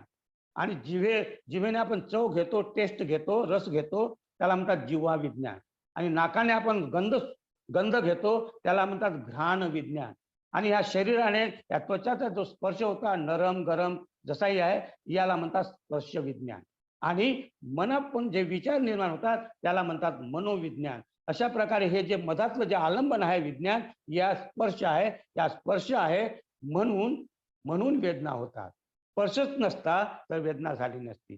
तर हा स्पर्श कुठून होतो? तर ह्या इंद्रियामधून होतो. म्हणजे डोळ्यामधून स्पर्श झाला, कानामधून स्पर्श झाला, जीवामधून स्पर्श झाला. म्हणजेच आपल्याला ह्या स्पर्श कशामुळे होतो? या 6 इंद्रियापासून. हे 6 इंद्रिय जर नसते तर स्पर्श झाला नसता. आणि स्पर्श या 6 इंद्रियामुळे होते म्हणून हे 6 इंद्रिय कारण आहेत. आणि हे 6 इंद्रिय कुठून आहे? तर हे शरीर आहे म्हणून त्या शरीराला हे 6 इंद्रिय आहेत. आणि त्यालाच मग आपण नाम रूप म्हणतो. त्यालाच आपण शरीर, बॉडी, याला म्हणतात बॉडी, सोल बॉडी म्हणतात. लोक काही याला सोल म्हणतात, आत्मा म्हणतात, पण आत्मा नाही. मन आणि शरीर, नाम आणि रूप, हे नामरूप आहे म्हणून हे 6 इंद्रिय आहेत. आणि हे नामरूप याचं कारण आहे. कोणाचं? ह्या 6 इंद्रियाचं. म्हणून 6 इंद्रियाचं जर नसते, हे नामरूप नसतं तर 6 इंद्रिय नसते. आणि मग नामरूपाचं कारण काय? ते विज्ञान आहे. जे विज्ञान मी तुम्हाला सांगितलं, तर भेद करणारं विज्ञान, हे विज्ञान आहे. म्हणजे हा असा आहे, हा माणूस आहे, हा शूद्र आहे, म्हणजेच आपण ओळखतो या विज्ञानामुळं. मग तिथे आपण कल होतो. जर आपला चांगला भाऊ निघाला चांगला, मग त्याच्याशी आपण चांगली गोष्ट करतो. आणि जो तो दुसऱ्या धर्माचा निघाला तर आपण इथेच आपल्याला नफरत होते. अशासारखं हे विज्ञान आपल्याला भेद शिकवते. आणि या भेदामुळे हे नामरूप आहे. म्हणून ते विज्ञान कारण आहे. ते विज्ञानाचं कारण काय आहे? विज्ञानाचं कारण संस्कार आहे. संस्कार त्यामुळे विज्ञान आहे, कारण संस्कार हे हॅबिट जे आहे, आपला आदत आहे, हा स्वभाव आहे. हा स्वभावाच्यामुळं आपलं विज्ञान तसं करतं. कारण स्वभाव बनवलेला आपण, चिडचिड करणं, शिव्या देणं, हा स्वभाव बनवला आपण. कोणाची टाणा मारणं, आता आपण आदत बनवून घेतली आहे. तर ह्या संस्कारामुळे हे विज्ञान आहे. आणि संस्काराला कारण आहे अज्ञान. अज्ञान आहे म्हणून संस्कार आहे. याच्यासारखं हे जे रहाड गाडगं असं जे म्हणते, असं फिरते आहे ना, याला हे समजणं, याला देशना गांभीर्य म्हणतात. आणि ही देशना बुद्धांनी आपल्या भिक्षूंना प्रयोगशाळेमध्ये सांगितली. आणि ही प्रयोगशाळा बुद्धानं जेव्हा बुद्धत्व प्राप्त झालं तेव्हा 7 दिवसपर्यंत, 1 सप्ताहपर्यंत ते त्याच्यावरच चिंतन करत राहिले. त्याला रत्नघर म्हणतात.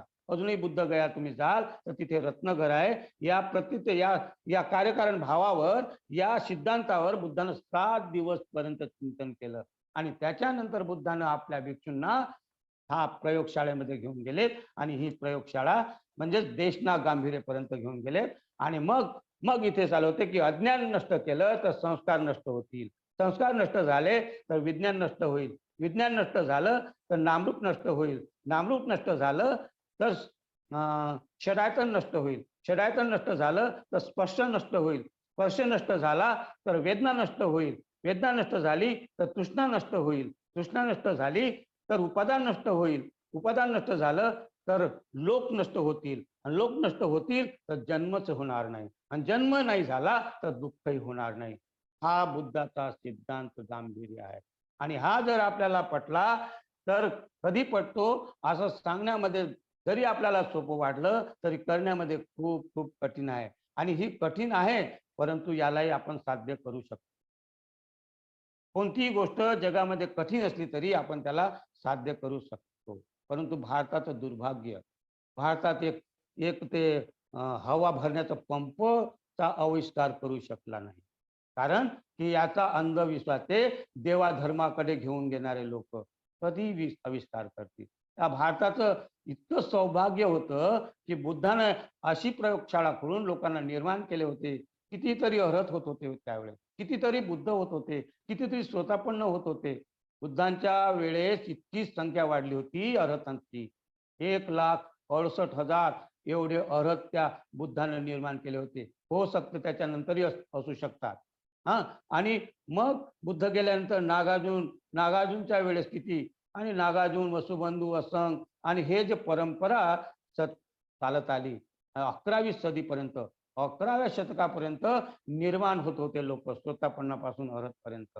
परंतु या भारताचं दुर्भाग्य आविष्काराकडे लक्ष नाही. प्रयोगशाळाच बुद्धालाच येथून घालून दिलं त्यांनी, आणि अंधविश्वास भरलेला आहे. पता नाही काय होईल या देशाचं. परंतु आपल्याला निराश व्हायचा कामा नये. आपण आशावादी आहोत, आणि आपण जर तयार झालो तर असं म्हणतात की हे जग 2% प्रामाणिक लोकांच्या मुळे जिवंत आहे, नाही तर कधीच नष्ट झालं असतं. 2% लोक जे प्रामाणिक आहेत, शिलवान आहेत, ध्यानी आहेत, म्हणून हा संसार जिवंत आहे.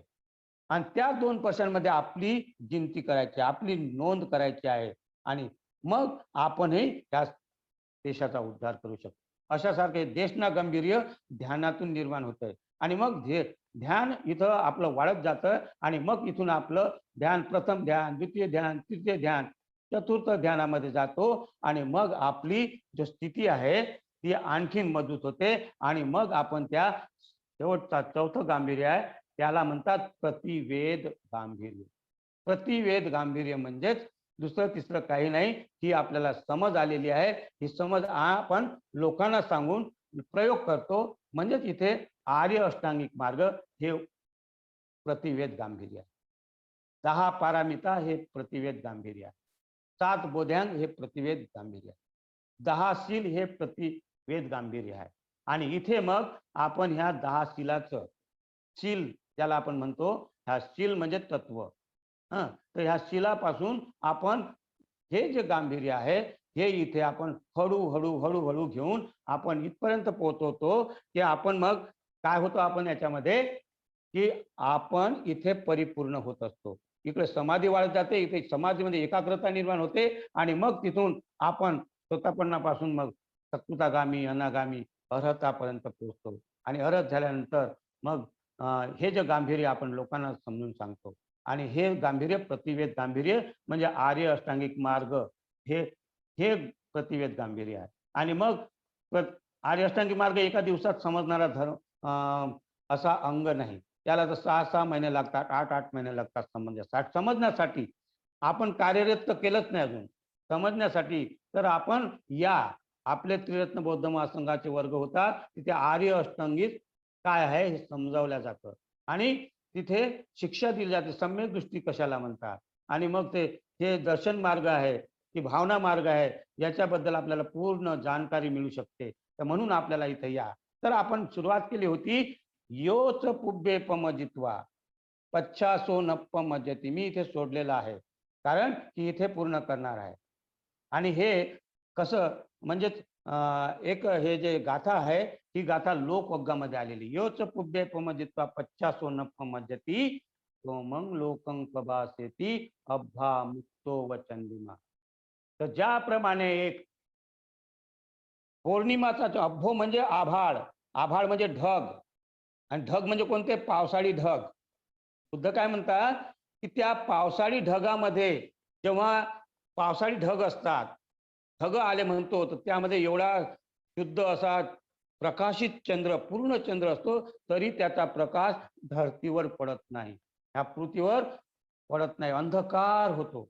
पण तो चंद्र चंद्र आहे, पूर्ण चंद्र आहे, पण त्याच्यावर इकडे ढग आलेले आहेत, पावसाळी ढग. म्हणून काय म्हणतात तिथं, योच पुब्बे पमजित्वा पच्छासो नप्पमज्जती. पच्छासो म्हणजे नंतर.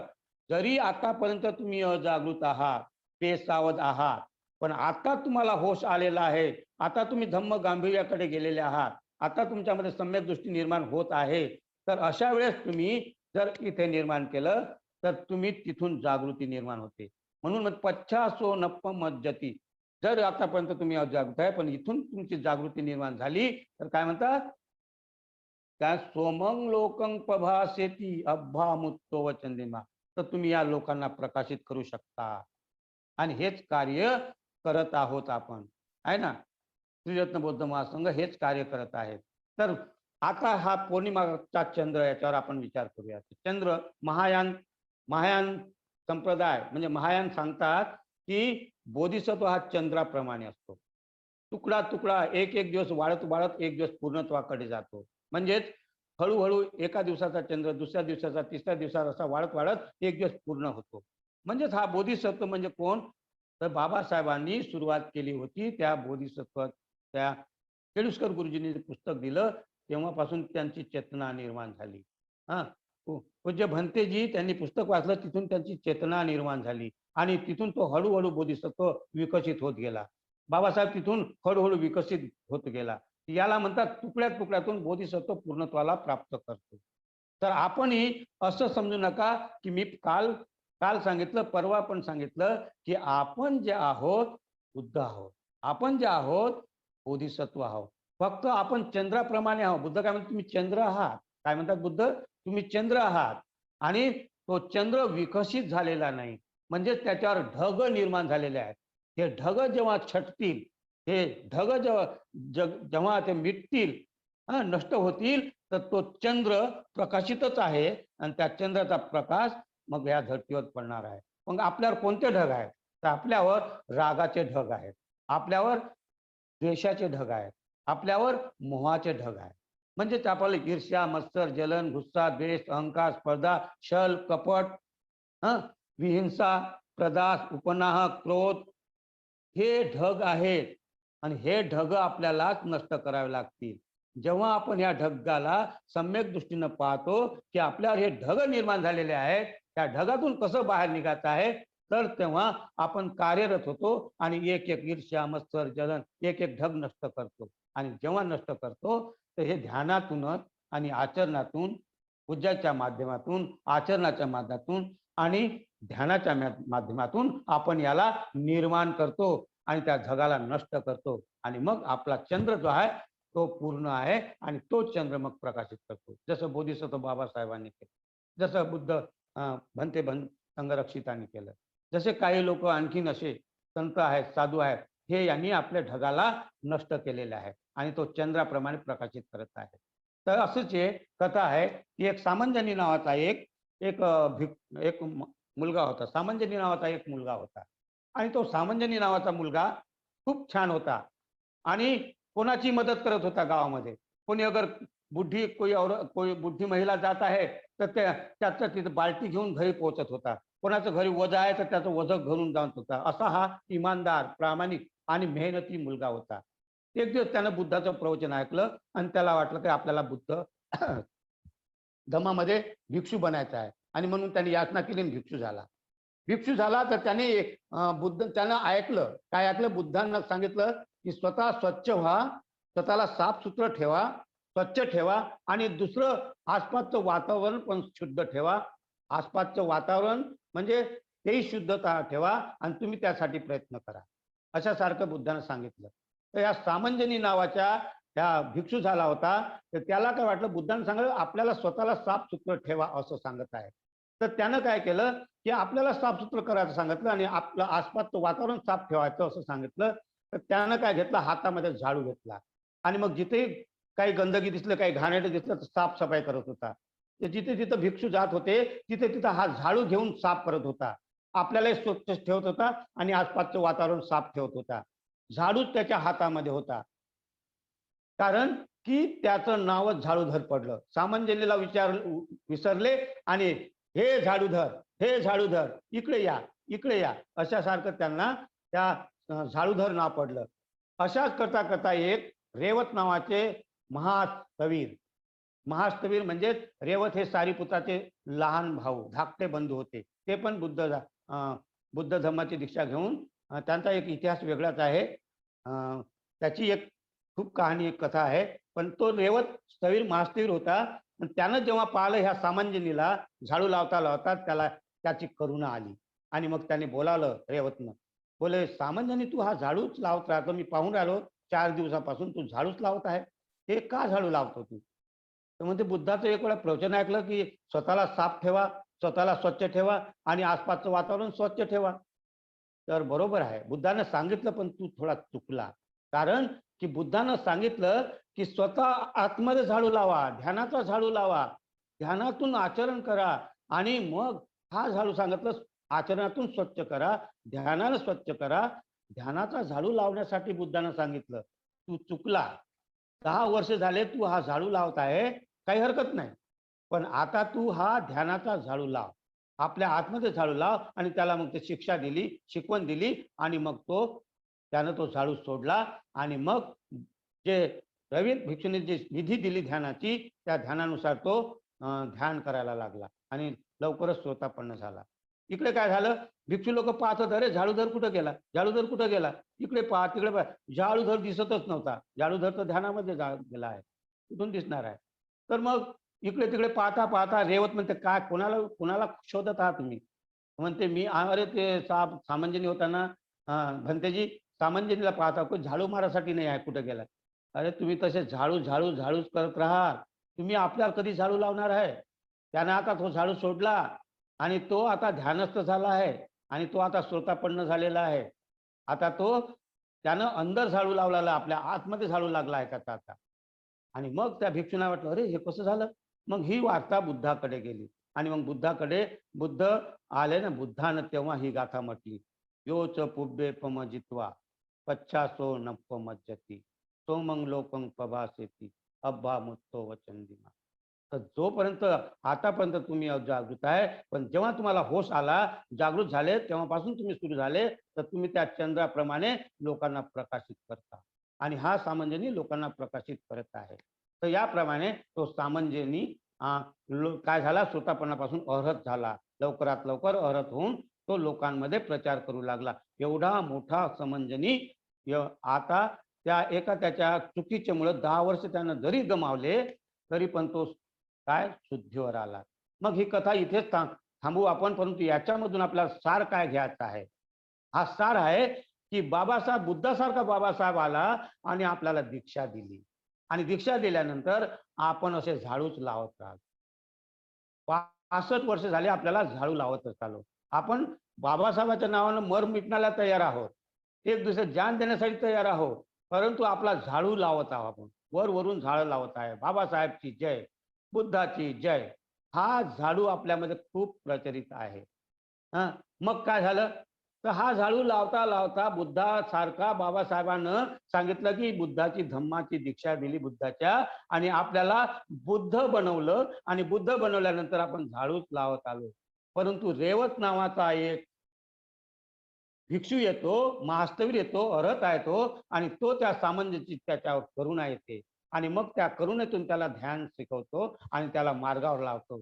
अशाच सारखे आमचे पूज्य भंते उर्गेन संघरक्षितजी आले आणि त्या बुद्धानं जसा रेवतनं सांगितलं त्यासारखं बाबासाहेबाची शिक्षा, बाबासाहेबाचा उद्देश, बाबासाहेबाचं स्वप्न या रेवत नावाच्या रेवत सारखं आमच्या पूज्य भंते उर्गेन संघरक्षितानं पाहिलं. आणि जेव्हा उर्गेन संघरक्षितानं पाहिलं, त्यांना करुणा निर्माण झाली आणि मग त्यांनी असा धम्मचारी सामंजनीच्या नावाचा धम्मचारी निर्माण केला.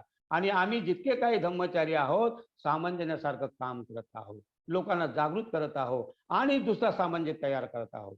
तर आम्ही धम्मचारी झालो. धम्ममित्र हा सामंजनी आहे, जसा सममित्र हा सहाय्यक आहे, अशासारखं हे परंपरा चालवत आहे. म्हणूनच आपले जरी वर्ष 65 वर्ष बेकार गेले असं वाटत असलं तरी आपण आताही जागृत झालो तर आपण सामंजनी बनवू शकतो आणि आपण आपला विकास करता करता लोकांचा विकास करू शकतो. आणि हीच चौथी प्रतिज्ञा आहे. जेव्हा आपण गांभीर्याला समजला तर हा अतुलनीय धम्म आहे, हा अद्वितीय धम्म आहे, हा लाजवाब धम्म आहे. साऱ्या संसारामध्ये जितके काही 62 दृष्ट्या होती त्या वेळेस तर बुद्धाकडे 61 दृष्टीचे लोक 61 संप्रदाय धावून आले, बुद्धाच्या चरणावर धावून आले आणि बुद्ध धम्माच्या मध्ये विलीन झाले. तर एवढी ताकद ह्या धम्मामध्ये आहे. परंतु आपण आचार्य असं म्हणतात की हा प्रतित्य समुत्पाद जसा हा कार्यकान भाव जसा सिद्धांत आपल्या लोकांना समजत नाही आणि मग ते देवाच्या मागे लागतात, ईश्वराच्या मागे लागतात, आत्म्याच्या मागे लागतात. आणि हा गंभीरतापूर्ण हा सिद्धांत जेव्हा समजायला येईल तर तो सम्यक दृष्टी निर्माण करू शकतो. म्हणून बंधूंनो, भगिनींनो, आपल्याजवळ अवसर मिळालेला आहे, बाबासाहेबांनी अवसर दिला आहे आणि बाबासाहेबांच्या नंतर पूज्य भंतेंनी अवसर दिलेला आहे. त्यांचं खूप खूप खूप पुण्यानुमोदन करतो आणि तुम्ही पण पुण्यानुमोदन करायला पाहिजे. आणि एवढे धम्मचारी सामंजस्याच्या नावानं निर्माण केलेले आहे आणि ते ध्यानापासून सुरुवात करतात, आचरण करतात, लोकांकडे जातात, आपल्या आपल्या वतीनं धम्मप्रचार करतात. जरुरी नाही की प्रवचनच देऊ नये, खूप सारे मदत करू शकतात. खूप सारे आपल्याकडे कोरोनाच्या पिरियडमध्ये लोकांना मदत करणारे हे सामान्य निर्माण झालेले आहे.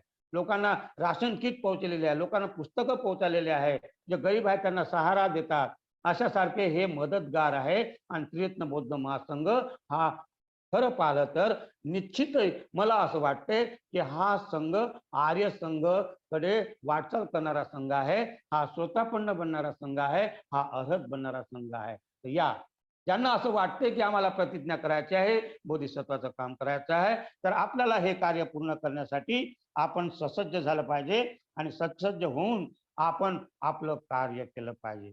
म्हणून ही गाथा जर लक्षात ठेवतो आपण, कोणती, योच पुब्बे पमजित्वा, आपला जे चंद्र आहे त्याला उजागर करायचा आहे, त्याला प्रकाशित करायचा आहे आणि लोकांमध्ये प्रकाश पाठवायचा आहे. तर मी तुम्हाला ह्या 4 गंभीर्याकडे ह्या प्रयोगशाळेमध्ये तुम्हाला प्रवेश दिलेला आहे. मी पण त्याच्यामध्ये प्रवेश केला आहे, आमचे धम्मचारी बंधू भगिनी प्रवेश केलेला आहे आणि हेच आपलं कार्य करायचं आहे. आपल्याला ध्यानातून निर्माण व्हायचं आहे आणि प्रचार करायचा आहे. तेव्हाच हा बुद्धाचा अनुपम धर्म जो आहे हा लोकांकडे घेऊन जायचा आहे आणि लोकांना भवसागरातून पार करायचा आहे. भवसागर त्यांचा पार करायचा आहे, आपल्याला मदत करायची आहे. आणि आपल्यामधल्या त्या ज्या चुका आहेत, ज्या काही दोष आहेत, त्याला आपल्याला हळूहळू हळूहळू एक एक एक एक करून कमी करायचे आहेत, नष्ट करायचे आहेत. आणि सत्य जे जे काही आहे त्या सत्यावर चिंतन करून मी मरणार आहे, मी मरणार आहे, मी बुद्धा होणार आहे, मी बिमार होणार आहे आणि माझं कर्म हे परिणाम देणार आहे आणि आपण सर्व एक दुसऱ्यातून बिखरणार आहोत, म्हणजे बिशुळणार आहोत, म्हणजेच एक दुसऱ्याला सोडून जाणार आहोत. ह्यावर चिंतन करून अनुपम धम्म जर आपल्याकडे असला तर निश्चित आपण मरू शकत नाही. आणि हेच माझं आपल्या सर्वांना निवेदन आहे. आणि निवेदन असं आहे की आपण बोधिसत्व म्हणून कार्य करायला तयार व्हावं. हेच माझी एक म्हणजे माझी कळकळीची विनंती आहे की आपल्याला बाबासाहेबांचं हे काम जे आहे पूर्ण करण्यासाठी आपल्याला तयार व्हावं लागेल. आपल्या अडीअडचणी आपल्यामध्ये येणारच आहे, काय नाही, अडीअडचणी येतातच, पण त्या अडीअडचणीवर आपल्याला मात करून आपला धम्म कसा आपण आपल्या आचरणात आणू शकतो, कसं धम्म गांभीर्य आपण जाणू शकतो, कसा धम्म विषय करू शकतो, याच्याकडे लक्ष दिलं तर निश्चितच आपण एक दिवस बुद्धत्वाकडे चाल करून लोकांना बुद्धत्वाकडे घेऊन जाऊ शकतो. बंधूंनो आणि भगिनींनो, मी एवढा तुमच्या समोर थोडा वेळ जरी झाला असेल पण मी तुम्हाला 4 गंभीर प्रयोगशाळाचा सांगायचं होतं मला, आणि प्रयोगशाळामध्ये तुम्हाला नेऊन पोहोचवलं आहे. आता त्या प्रयोगशाळामध्ये तुम्हाला प्रवेश करून ते जाणून घ्यायचं आहे. ते यासाठी आपले वर्ग होतात. प्रत्येक केंद्रामध्ये धम्मचारी, धम्ममित्र हे केंद्र चालवतात, आणि धम्मचारी जिथे जिथे आहेत, ज्या ज्या ठिकाणी तुम्ही आहात त्या जवळच्या केंद्रामध्ये तुम्ही संपर्क साधा. आणि ह्या 4 गांभीर्य म्हणजे हाच आमचा भवचक्र याला म्हणतो. हा भवचक्र कसा आहे याच्यावर बारकीने आपण काम करू शकतो. धम्मचारी इथे आपल्याला शिकवतात, जे त्यांचा अनुभव आहे ते अनुभव सांगतात. तर तुम्हाला निवेदन आहे की जिथे जिथे हे सेंटर आहेत, केंद्र आहेत त्रिरत्न बौद्ध महासंघाचे, तिथे तुम्ही संपर्क साधा आणि तिथे तुम्ही वर्गामध्ये जुळा. आता कोविड मध्ये आहे, हे वर्ग तर चालू आहेत. जेव्हा वर्ग चालू होतील तेव्हा तुम्ही तिथे प्रत्यक्ष ऑफलाईन मध्ये तुम्ही वर्गामध्ये या आणि आपला विकास करू शकता. कारण तुम्ही बोधिसत्व आहे, आपला बोधिसत्व जागृत करू शकता, आपलं जे बीज आहे त्याला विकसित करू शकता. तर या आपण शेवटची प्रतिज्ञा घेऊया, आणि शेवटची प्रतिज्ञा घेऊन आपण 4 प्रतिज्ञा आज घेणार आहोत. तर आपल्याला मी शेवटी 2 मिनिट जास्त लागेल, मी थोडासा माफी मागतो, परंतु आपण ह्या चौथी प्रतिज्ञा घेऊया. तर सर्व आपले हात असं करावे. सर्वांना अनम्यूट करा, आणि सर्वांना आपण आता एक प्रतिज्ञा देणार आहोत. तर सर्व असे हात करा, आणि काही हरकत नाही, मागं पुढं जरी झालं तरी चालेल, परंतु आपण प्रतिज्ञा घेऊया, आहे ना. तर मी चालू करणार आहे. अनुपम आहे मार्ग बुद्धाचा, अनुपम आहे मार्ग बुद्धाचा, या हो या आपण करूया,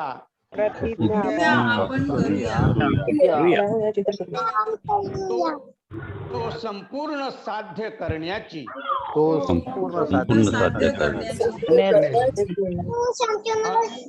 अनुपम आहे मार्ग बुद्धाचा, अनुपम आहे मार्ग बुद्धाचा, या हो या प्रतिज्ञा आपण करूया,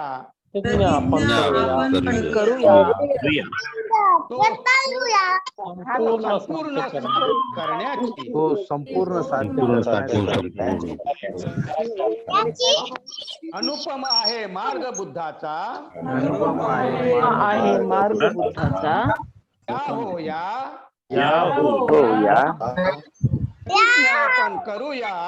प्रतिज्ञा आपण करूया, तो संपूर्ण साध्य करण्याची,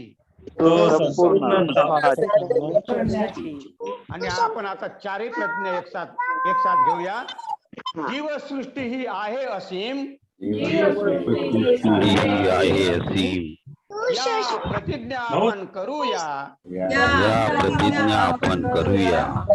सर्वांना भवसागर पार करण्याची,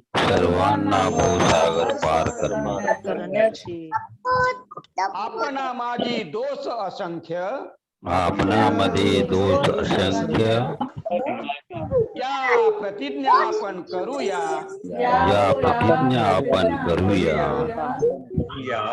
एक क्षय करण्याची,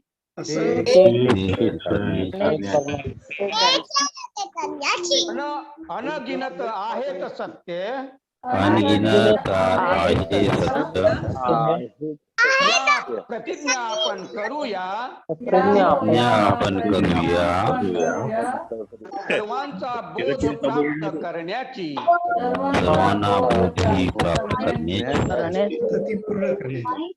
अनुपम आहे मार्ग बुद्धाचा, प्रतिज्ञा आपण करूया, तो संपूर्ण साध्य करण्याची. खूप खूप खूप खूप पुण्यानुदान. या पुणे कालेवाडी देवरोड या केंद्रातील सर्व धम्मचारिणी, धम्ममित्र आणि आयोजक टीम या सर्वांचं खूप खूप मी पुण्यार्पण करतो. मला त्यांनी इथे या प्रवचनासाठी अवसर दिलेला आहे, शिबिर घेण्याचा अवसर दिलेला आहे, त्यांचं मी खूप खूप पुण्यार्पण करतो. आणि त्याचप्रमाणे इथे सर्वच उपस्थित झालेले आहात, आणि माझा प्रतिसाद दिला आहे तुम्ही. तुमचं खूप खूप सर्वांचं जे जे काही धम्ममित्र धम्मचारिणी साहेब धम्मबंधू भगिनी या सर्वांनी मला इथे प्रतिसाद दिलेला आहे आणि तुमचा तो आशीर्वाद मला मिळत आहे आणि असाच आशीर्वाद मला मिळत राहावा आणि असेच तुम्ही कार्यक्रम आयोजित करत राहा आणि आपल्या या बोधिसत्वाकडे आपली वाटचाल करत राहा. तर निश्चितच आपण बाबासाहेबांच्या सिंहाचा वाटा आहोत. तर आपल्याला हा सिंहाचा वाटा मालूम असला पाहिजे आणि आपण अशी वाटचाल केली पाहिजे आणि तुम्ही निश्चित मला विश्वास आहे भरोसा आहे की तुम्ही निश्चित बोधिसत्वाच्या प्रतिज्ञाकडे लक्ष द्याल आणि लोकांना विकसित करण्यासाठी मदत कराल. तर इथे खूप खूप तुमचं सर्वांचं अभिनंदन करतो आणि तुमच्या अंतर्मनाला मी प्रणाम करून इथेच थांबतो. जय भीम. मैत्रीपूर्ण जय भीम. जय भीम.